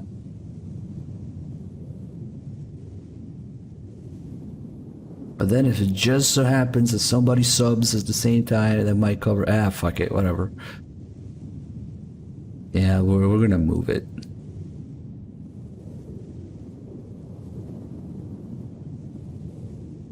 Might be a little better. Hey, Cube 6, thanks for the 84 months. Maybe we could put them like here. God, I don't know. We're running out of screen real estate. Fuck it. In cold like this, over 70% of your body's warmth is lost through your head. Put on some kind of hat. I hate hats. Is a bandana okay? Well, I guess it's better than nothing. Snake doesn't like hats. A little bit of bandana lore. In an Arctic environment, it's important to change your underwear if you're sweating a lot. Dawdle around too much, and you'll not only waste your strength, but you could even catch pneumonia. Gaming after a bath should be avoided. What?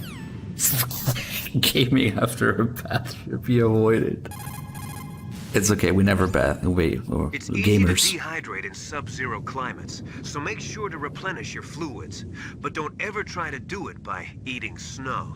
You'll freeze your stomach, and your body temperature will drop. Always melt the snow, and then boil it before you drink it. That's alright. Gamers never take a bath. Everybody knows that. That's why. There's a tactical reason for it.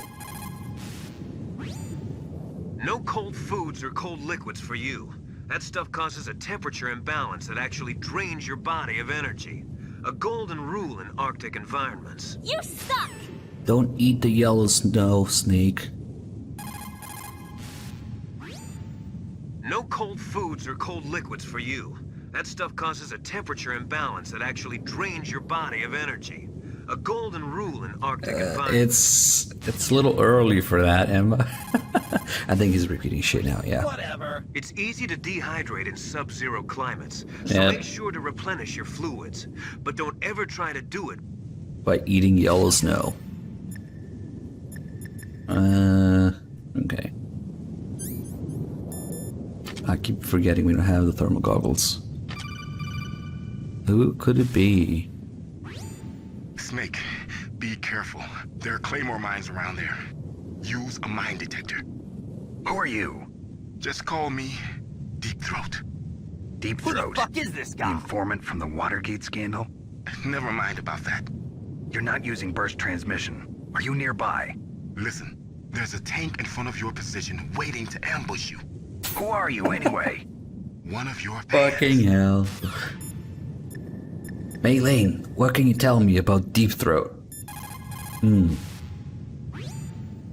Ling, how can someone outside of this operation cut into my codec? You're talking about that guy calling himself Deep Throat. We were monitoring from here. What about it? Well, if somebody knows your frequency, they can call you. But the question is, how did he learn it? It's top secret information. Can you tell me where he called from? I'm sorry, the signal is too weak to locate its source. But I'm sure he's near you, somewhere on the base. Be careful, Snake. We can ask a few people about Deep Throat. Imagine playing this game and start Googling things. Deep Throat, Muff, Mr. X. Mr. X Deep Throat is a legitimate Metal Gear search term. Mr. XXX Muff Deep Throat. Yeah, don't Google that. Master, does the name Deep Throat mean anything to you? Deep Throat? What? You mean the guy from Watergate? No, but he uses the same name. Whoever he is, he's not part of our operation, but he's been giving me advice by codec. What?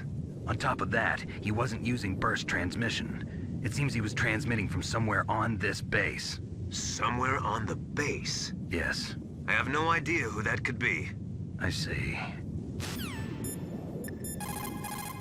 I don't think Nastasha gives a shit. That area is mined? If you only had a mine detector. After you locate the mines on your radar, crawl forward and retrieve them. Anti-personnel mines have killed over 20,000 non-combatants in the past 30 years. In countries like Cambodia and Nicaragua, the killing and maiming of innocent victims continues long after the wars have ended. It is easy to plant mines, you see, but removing them is a different matter.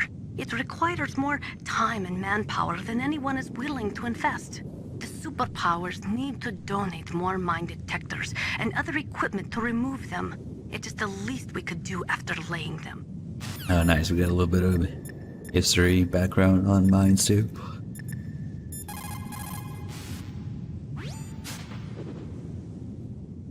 If you go north from there, you'll eventually come to the Warhead Storage Building.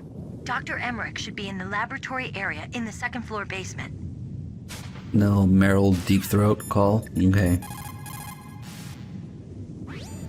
If you go north from there, you should come to the Warhead Storage Building.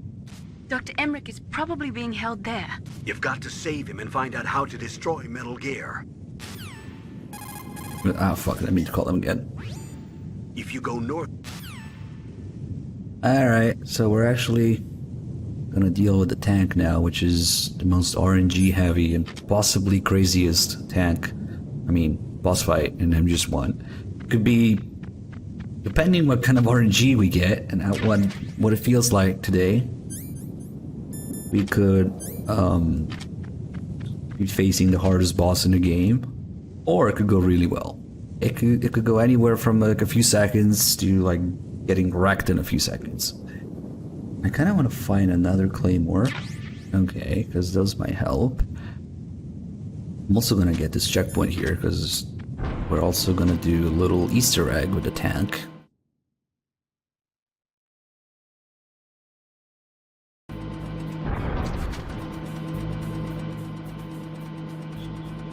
Which requires taking a tank shell to the face.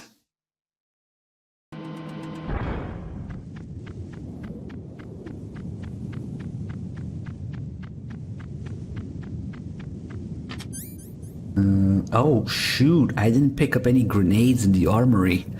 Ah, this is gonna be interesting. We'll have to pick up the grenades here. Yeah, this is gonna go badly.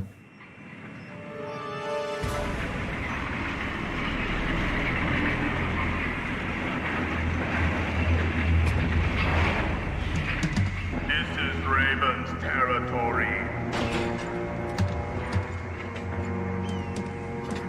Snakes don't belong in Alaska. I will not let you pass. The memes. Send him a message.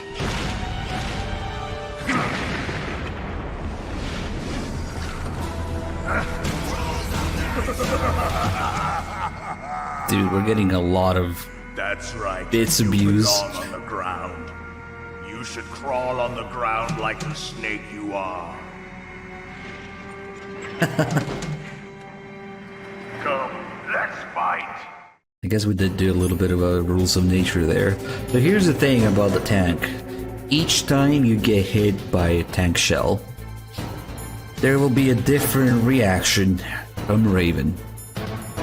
So if we just step out and get hit in the face,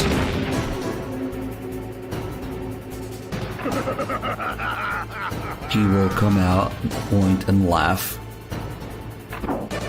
But you see, I think that only does it once. Like the camera changes and points at him. I think it only happens once. And now, oh, rip FPS. Oh god. So to get the next reaction, we will have to reload or get a continue, I guess. That's why we got that checkpoint. So that was the first shell. Now, the interesting stuff happens on the seventh shot.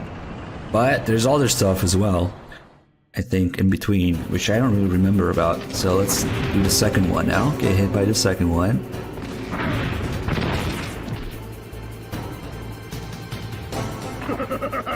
Okay, so the second one, he's also pointing and laughing. Look at that health. I'm sure there's something other than the laughing and the flexing. There's gonna be... Oh yeah! There's one where he really laughs his ass off. And his animation changes. Oh, I just want to fuck with this a little bit, because I usually just show the seventh one. But I accidentally got like maybe the sixth one. And we got some other animation. Okay, let's do the third one now. After we die a little bit, we get backseating calls. 2, 3. Wait more. Okay, so the first 3 are good. They're all the same. That's good to know. I'll keep this in mind for next time. Now, time to die again.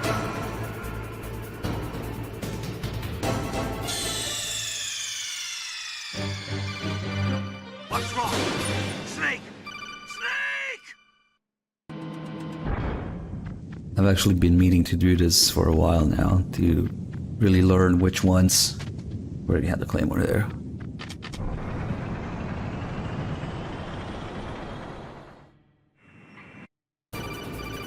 That was the third. Let's do the fourth one now.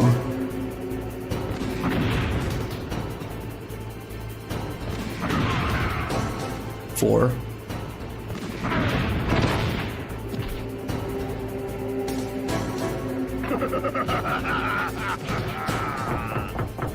He's really laughing his ass off with that one. Okay, so it's changed. Oh, come on, he missed. Okay, cool.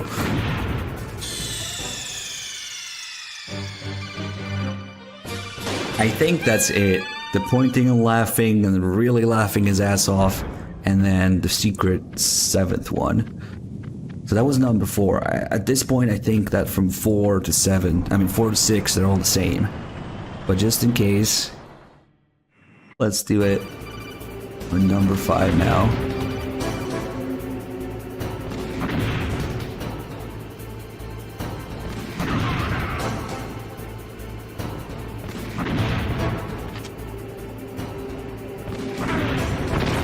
RIP FPS.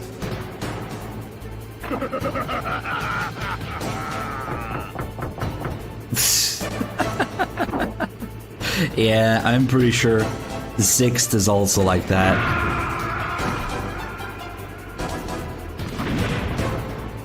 Ah, that's amazing. Now the camera changes. Look at him.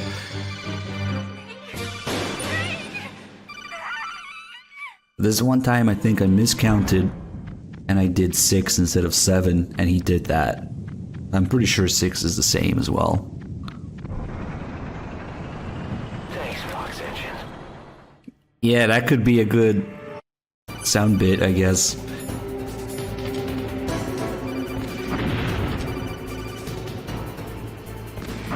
Two,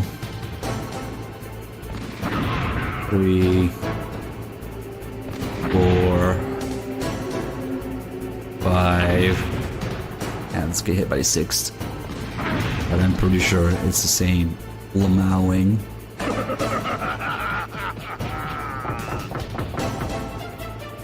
Okay, so the 7th one is kind of a special one. But we'll have to die again.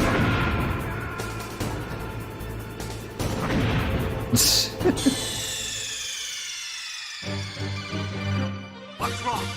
Snake! Snake! At this point, I'm kind of curious if it resets after 7. Maybe we'll just do one more for the 8th. Alright, let's count to 7 now.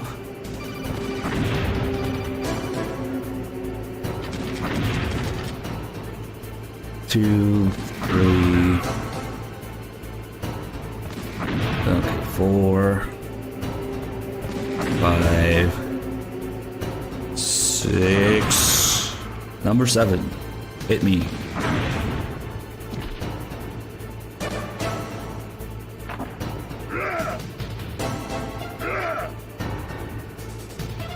Weird flex, but okay.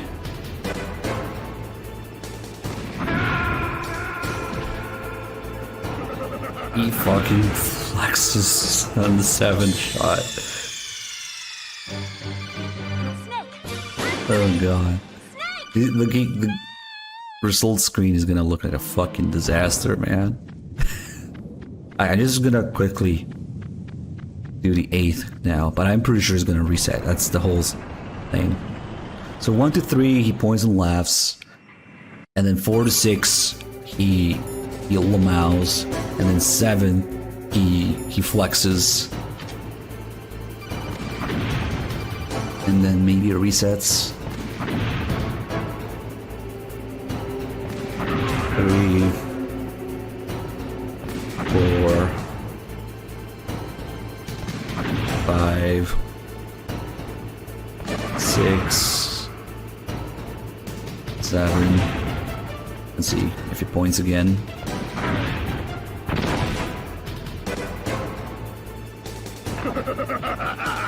No, he lamaus again on number 8. Interesting. We probably went through all of his animations. Time to die.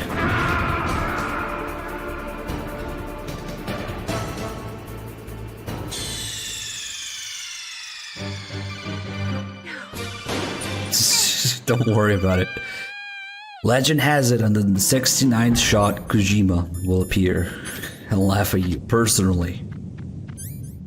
Okay, this is interesting because I forgot to pick up grenades. So now we have to get close with chaff grenades and pick up some grenades there on the spot. Alright.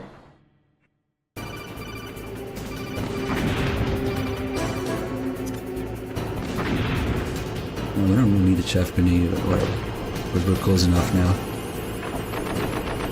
But the bullshit thing about the tank is that it's really unpredictable the way it goes, and it likes to go south where the terrain is irregular. And yeah, exactly. And to slow it down effectively, we have to blow it up twice on extreme. I don't even think that did damage. Oh god, oh god, oh god. I'm gonna step on my own claymore. This radio, holy shit. Nice aim. Please step on that claymore, at least. Okay, there you go. Trying to get the feds again with a grenade. Didn't work. You can also do it with grenades and C4 and claymores. And that should do the first guy at least. Okay, cool. That M1 tank is equipped with advanced Victronics. Once it locks onto a target, it automatically tracks it. And its main gun is effective up to 3,000 meters. To get close, you'll have to confuse its tracking system. Use your chaff. If you can jam the system and get close enough, it won't be able to use its main gun. Use your chaff at a long distance to fool its electronic systems. Even if you can get close, the M1 tank's maximum speed is 45 miles per hour. First, you'll have to slow it down. Go after its caterpillars with C4 or grenades. Once it slows down, toss a grenade in the commander's turret. The M1 has exceptionally strong armor. With your weapons, the only way to beat it is to attack the soldiers inside through the hatch. Try to aim at the upper hatch with your grenades. A tank can't operate by itself. It's actually a fairly delicate weapon. Don't worry. You've got at least a fighting chance. Ask Nastasha what she thinks. Just in case you don't have Nastasha, because she's completely optional, Meryl also has a backseating call here. No matter how good you are, there's no way you can match up against an M1 tank. All you can do is try to take out the person in the driver's seat. With grenades, you should be able to attack the soldier on top of the tank too. Hey, wait a minute. May just donated the difference, huh? Don't even need to do the math. $20.88. Even the odds. Save Meryl, shall we? None other than Ming-Ling herself. Thank you so much, May. I'm just gonna trust you with this. I have time to do math. I'm fighting a tank. Guys, Little Dragon Mei-Ling has been playing the Metal Gear games recently. She just went through all of them properly in release order. And like any normal person who plays all the games and experiences them, by the time she got to MGS5, she was like, what the fuck is this? If you play the other games in the series, you will know what the fuck went wrong there. So yeah, go check her out if you haven't. The VODs are still there. Pretty fun watching her go through. Yo, Vlad, good to see you, man. With the resubs, 85 months. And Iron Stat Boy with the 25 months also, thank you. It's not about liking it, it's literally like, what the fuck is this? I really enjoy it because, you know, it's somebody who's picking out the games for the first time, doing it properly, doing it in order, and any normal person would like two brain cells to rub together. By the time you get to MGS 5, if you play the other game, you're just like, what the fuck, man? So that was an experience, you know, over a few months she's been doing that. You know, Colonel Cathcart, another amazing long-time supporter. Good to see you, man. Thank you for the $1.39. What? God, we gotta do math again? You just hate me with decimals. $1.39. Was it to kill? To kill Meadow, yes. Okay. Now we do some quick maths.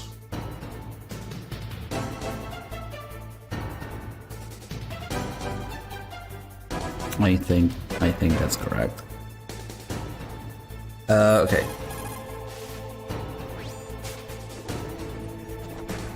No matter how good you are, there's no way you can match up against. She's not talking about Chef Grenades, but that's okay. Hey, Russ Ray with the 20 months. Welcome back. Thank you. Okay, now that we took out the first guy, we can sort of maybe aim there. See how you like that? And spam. See, that sound effect means that the grenade went into the right spot.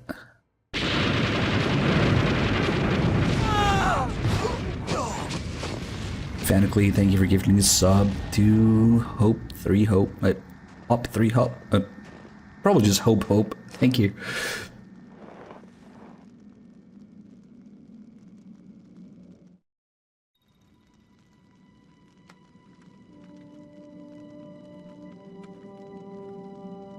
Well, boss, I hope you are happy. He got the card. We'll play with him a little longer. You would be wise not to underestimate him. What did you think of him? He is just as you said. In battle, he is as if possessed by a demon. Much like you, I would expect no less. See? I told you so. But I will kill him. So, General Ivan, I hear he took your hand as well as your dignity. Watch your tongue, shaman. In the language of the Sioux people, Sioux means snake. It is known as an animal to be feared. Well, Snake is mine now. When I meet him next, I'll take special care of him. Not yet. Don't kill him yet.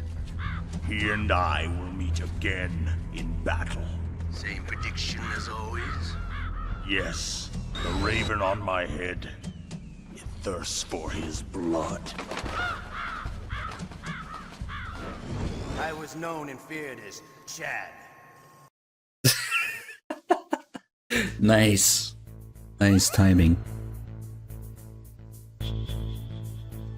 Danger Fluff with the memes and $8.21 donation, which, if I can math, puts us exactly at 200, getting rid of those decimals. Thank you. That was perfect timing. Oli 108, thank you so much for the Prime sub. Crab battle. Olio.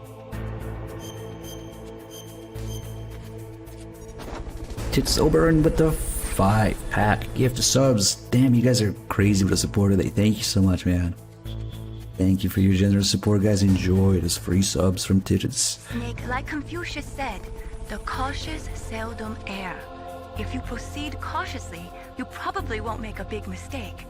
Snake, even after you get used to the mission, don't lose your concentration. Titus. It's close enough.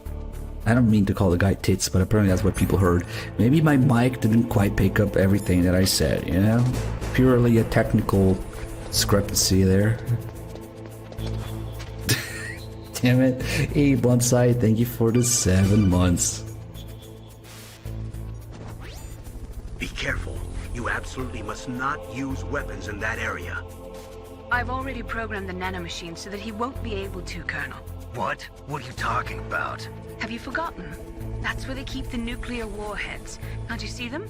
Yeah, there's lots of boxes piled up here, but are they all warheads? Yes, they're all dismantled warheads. They just leave them here? It's like President Baker said, totally careless. They're working on a limited budget. They try to put on a pretty face for the media, but this is the grim reality of it. Nastasha knows lots more about it than I do. All of the warheads in those boxes have had their detonation mechanisms removed, so there's no fear of them exploding. But if the warheads are broken, they might leak plutonium, and that would be a serious problem. Snake, never use your weapon on that floor. It's just to make it life harder. Enemies. Oh shit! I really fucked up. We're dead. Oh, did I stop the call there for a little bit? Yeah, that fucks up the timing. Yeah, there's no way we can survive in here if we have no gas mask. Because even if I defuse the alert, the gas is gonna kill me. So this is another kind of instant fail area.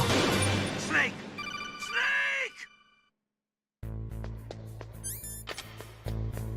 Damn, I gotta keep the timing for everything in mind here. I need to stop the call and stuff. Okay, well, we should be good now. Usually, you just go this way.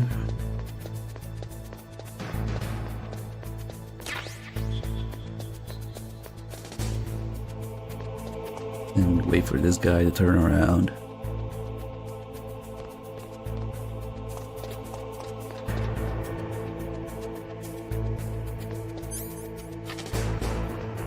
See if we get a ration, maybe. Why not? Nope. Alright, I'll take a minute to look around here, because they did mention that Nastasha has stuff to say. This area is interesting because they completely maxed out the polygon count for PS1. And so, that's why we have these tarps here. To cut down on the polygon count, they covered some of these missiles with the green tarps. It's actually a really smart way to go about it.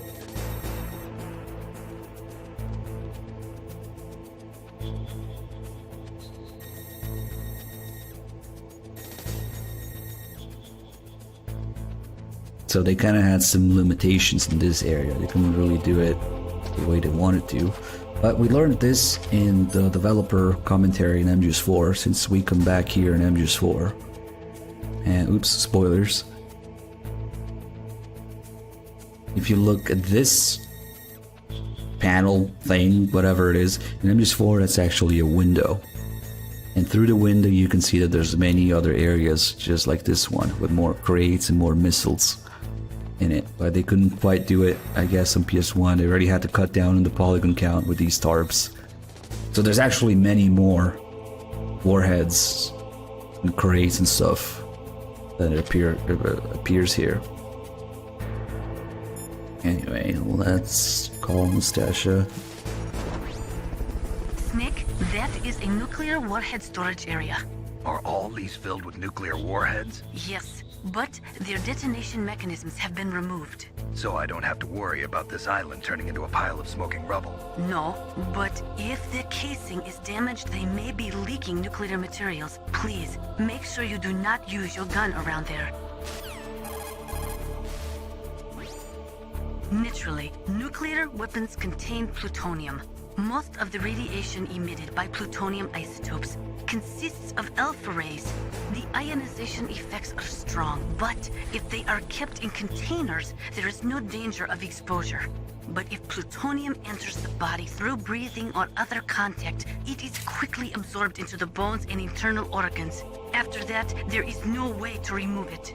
Once that happens, the victim will be constantly exposed to it, and just 1/1,000,000th of a gram of plutonium can cause cancer. That is why a plutonium leak is such a serious danger. Make sure you do not use your gun anywhere near there. Whoa, I don't know what Twitch magic is going on. We're getting high trains over and over and emotes and people supporting. Thank you guys. Let me see. Let me go through some of this stuff. An anonymous benefactor gives a sub to Faustio Katerina. Nice. Mr. X or Deep Throat. You just got a Deep Throat sub, man. Toku also with a 5 months resub. Thank you. And phonetically with the gift a sub to Megatron also. And we got an anonymous $25 donation that simply says, "Die!" Bunch of exclamation points. You know, under normal circumstances, that would be a very disturbing and rude donation. Imagine if you get an anonymous message that says die. But luckily we now know that it's for Meryl, hopefully. I think at least. So we added that. Thank you. Hey, Bosnick with the Prime sub. Welcome aboard. Thank you so much. Oh shit, Fusions with a 5-pack. Damn it. Thank you so much, man. You guys are just absolutely incredible today with the support. Thank you, everybody. Anonymous message says die. Scientists are currently using gene therapy to try and create a microorganism capable of breaking down plutonium, but they have not yet had any success. The plutonium version of bioremediation, huh? Instead of processing, what about reusing it? I thought that they were working on using dismantled plutonium for civilian applications. For a time, it looked like there was going to be international cooperation for that, but unfortunately, there was too much mutual suspicion and it all fell apart. The signing of START was a step in the right direction, but it created a flood of dismantled plutonium. Disposing of that plutonium safely is now the biggest challenge facing the world. Combustion in nuclear reactors, vitrification processing, lots of suggestions have been made, but in reality, no effective solutions have been found. Pretty sure she starts repeating stuff. Scientists are Yep, okay. I just had an epiphany, you might say. People who have been through war and survived develop a kind of sixth sense There's to again. warn them of danger. Trust your instincts as a soldier, as a gamer. As a game. I think we can go now.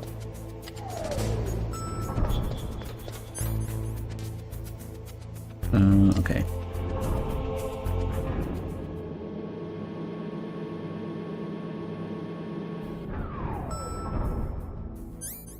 So we'll just do a quick visit here. Pick up the Nikita. And fuck right off because there's a guy right behind me. Nah, I fucked up. The fact that I pressed against the wall there means I can't get away in time. So now we have to wait for him. Pass by. Oh shit. Well, that was a fail. That was a turbo fail. A double fail, one might say. Look, it's... oh fuck, it's both of them. Holy shit, this guy's still shooting at that range. Damn. Hold on, 180 IQ will work. This guy might have 181 IQ though. He kinda does. Okay, only greens now. Damn, that was really stupid.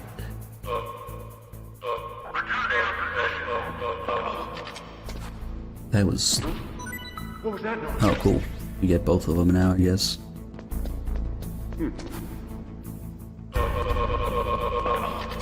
That means we don't get to see anybody take a piss right now, but that's okay, we'll be back here. What was supposed to be just a quick visit to pick up some Nikita turned into a fucking disaster. Okay, we got a couple new weapons, so let's do the calls.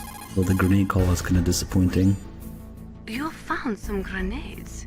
Just pull the pin and it Pull explodes the pin. after 5 seconds. You can get a lot done during those 5 seconds, Snake.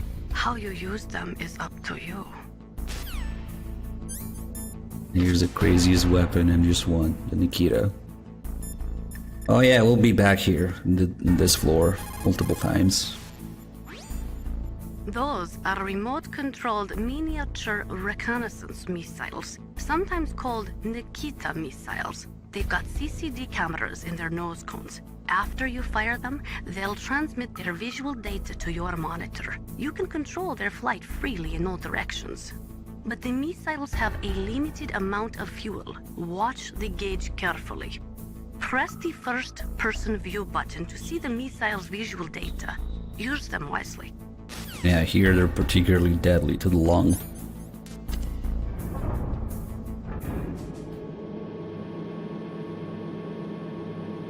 So where was the gentleman who wanted to perv on Otacon? The same way we perv on Meryl and watch her do stuff, we can look at Otacon here. Haha. Not quite as entertaining, but he's just walking back and forth. Well, you could spy on Otacon as well. Again, the wall is too thick for him to hear anything. He's just chilling there.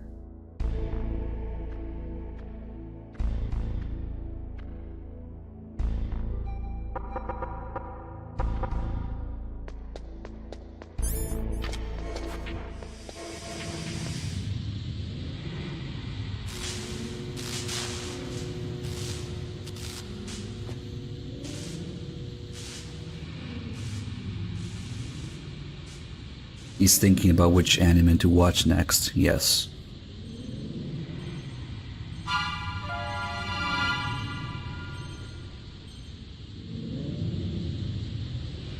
Ooh, check the wall after the ninja breaks in before the fight. Snake, watch out. That place is filled with gas. Also, the floor is electrified. First, destroy the high voltage. I never thought about it. The switchboard on the northwest wall. But how? I can't reach it. Use a remote-controlled missile. Fuck it. Well, let's do it. It's actually kind of a cool idea to see if he's still there or not. It shouldn't be because the ninja is like, you know, pinning him against the wall or whatever.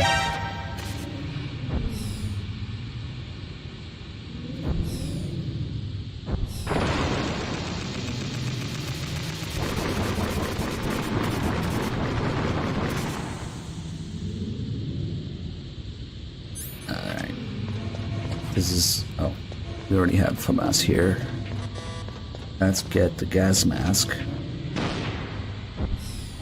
Destroy this camera. Get the gas mask. Get some more air. Well, since we'll come back here, we'll talk about it later, I guess. But we're gonna point something out in this area. I hope we can come back. It would suck if you can't. Okay, so we'll just trigger the ninja to appear. But first... what are these holes in the wall?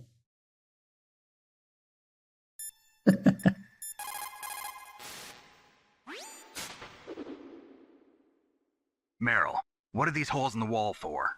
That's an air cleaner for blowing tiny particles of dust off people's bodies before they enter the lab. Ah, so you mean it's a hole to blow. I see. Who could have done this? You know, technically Meryl does have a knife. A blowhole, if you will, yes.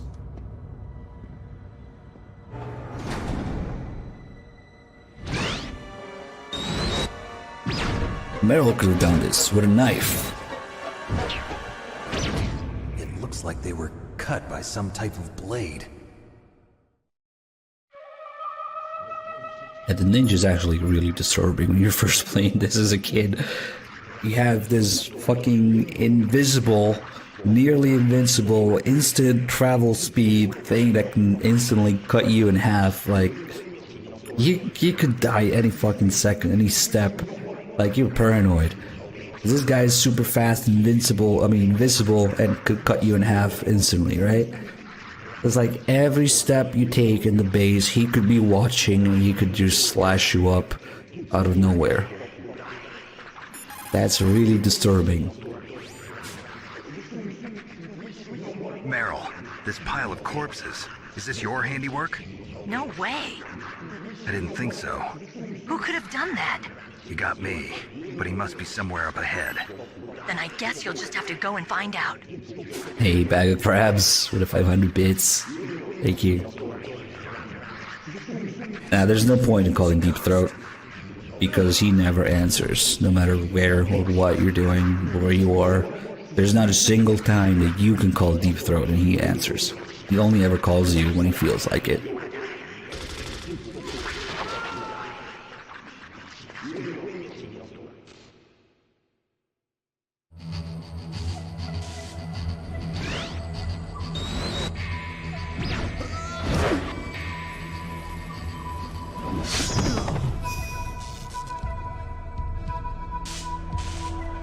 Okay, so now that he walked in there, obviously he's with Otacon now, alright?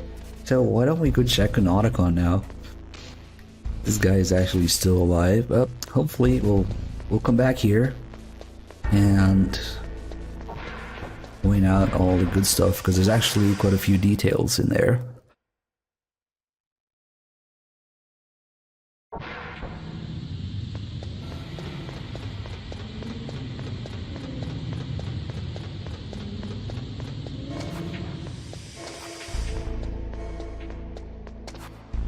Aha, he's gone now. Nice. Yeah, makes sense. You can't see where the ninja is now, but Otacon's gone. As he should be. That's pretty neat, actually. Alright, gas mask time.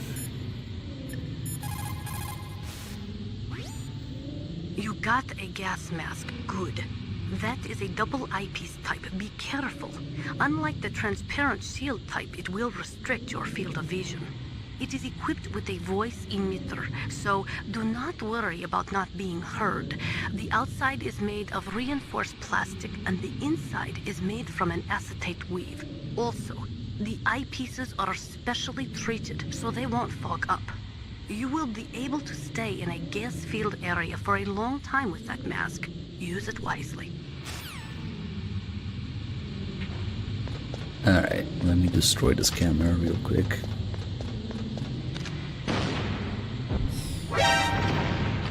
Okay, now we can take a look at something. The gas mask. Also, if you look in first person, that's what we see. But more importantly, on this door, it says Hal's Labo. Keep out. Now, it doesn't say Nanomachine Son, but close enough. So the reason for this is that the original idea for Otacon was for him to be more like a spoiled little bratty kid who only cared about like finishing his research and, you know, doing cool anime robot shit. So, putting it really spamming this shit. The fact that it says Hal's Labo, Labo is a Japanese way of shortening laboratory. Hal's Labo, keep out. It's kind of like what a little spoiled bratty kid would put on his door in his room, right? But that would explain everything. yes, indeed. Kiefer, just get it over with.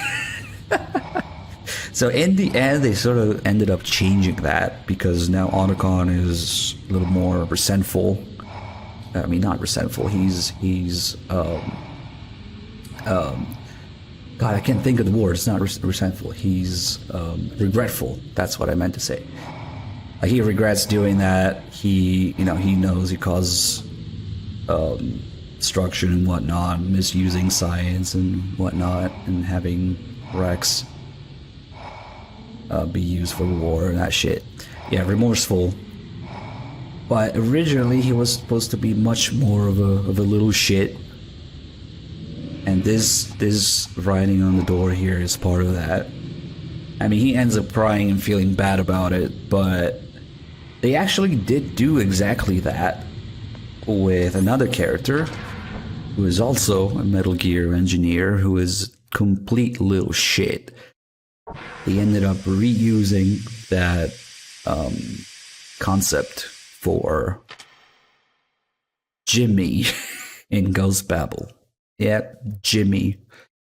Jimmy is just that. He's a little shit who doesn't give a shit about anything. Just, he's just snotty, bratty, annoying little kid who just wants to finish Metal Gear because it's cool. And yeah, he's just a little shit. Metal Gear genius kid in Ghost Babel. Fucking Jimmy. But yeah, also things such as Otacon referring to himself as an otaku, and people kind of liked him a little bit too much because they saw him as a victim, and I'm just one.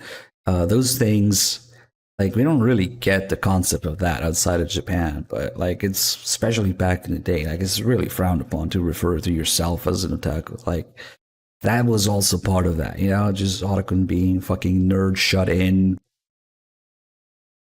who didn't care about all the destruction and stuff and didn't really regret anything of what he was doing. That was part of it. But people ended up looking at him, you know, as a victim. They did shift his character around a little bit because he starts crying and feeling bad about it. But because of that, specifically in MGS2, they gave him his, you know, dark and fucked up past in MGS2 because people received him a little bit too well in MGS1. He was supposed to be seen more as a little shit or fucked up in some way rather than a victim. So that's why in MGS2 he has that, you know, fucked up past with his family, Huey and Emma and whatnot, and specifically causing Emma to die. And Kojima specifically requested that Emma's blood be on Otacon's coat, lab coat, staining it as a symbol that he's responsible for it. But then none of that matters because Huey was a little fuck anyway, right? So that kind of ended all of that. There's Emma. Oh shit, we just let the gas in here. But yeah, Otacon was overall, I don't know how it is in the Japanese script because I can't fully appreciate that, but we certainly don't really give as much weight as, you know, the fact that he refers to himself as an otaku in the West, and the character's localization and stuff. It's kind of a story in itself in this game.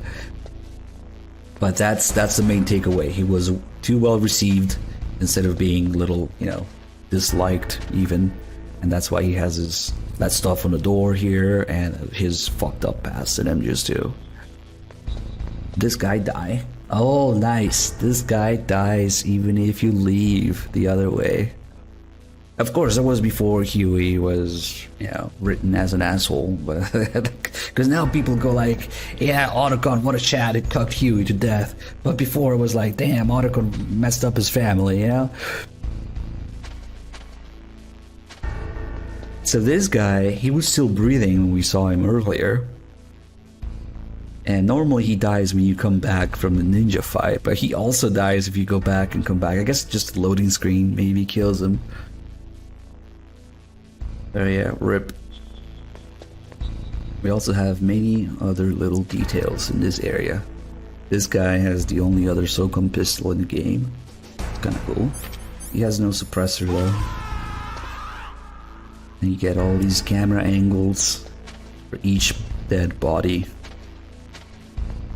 Cinematic camera angles. Every single one of these guys from multiple angles each, even. I don't have the camera yet because unless you do New Game Plus, you can't get the camera.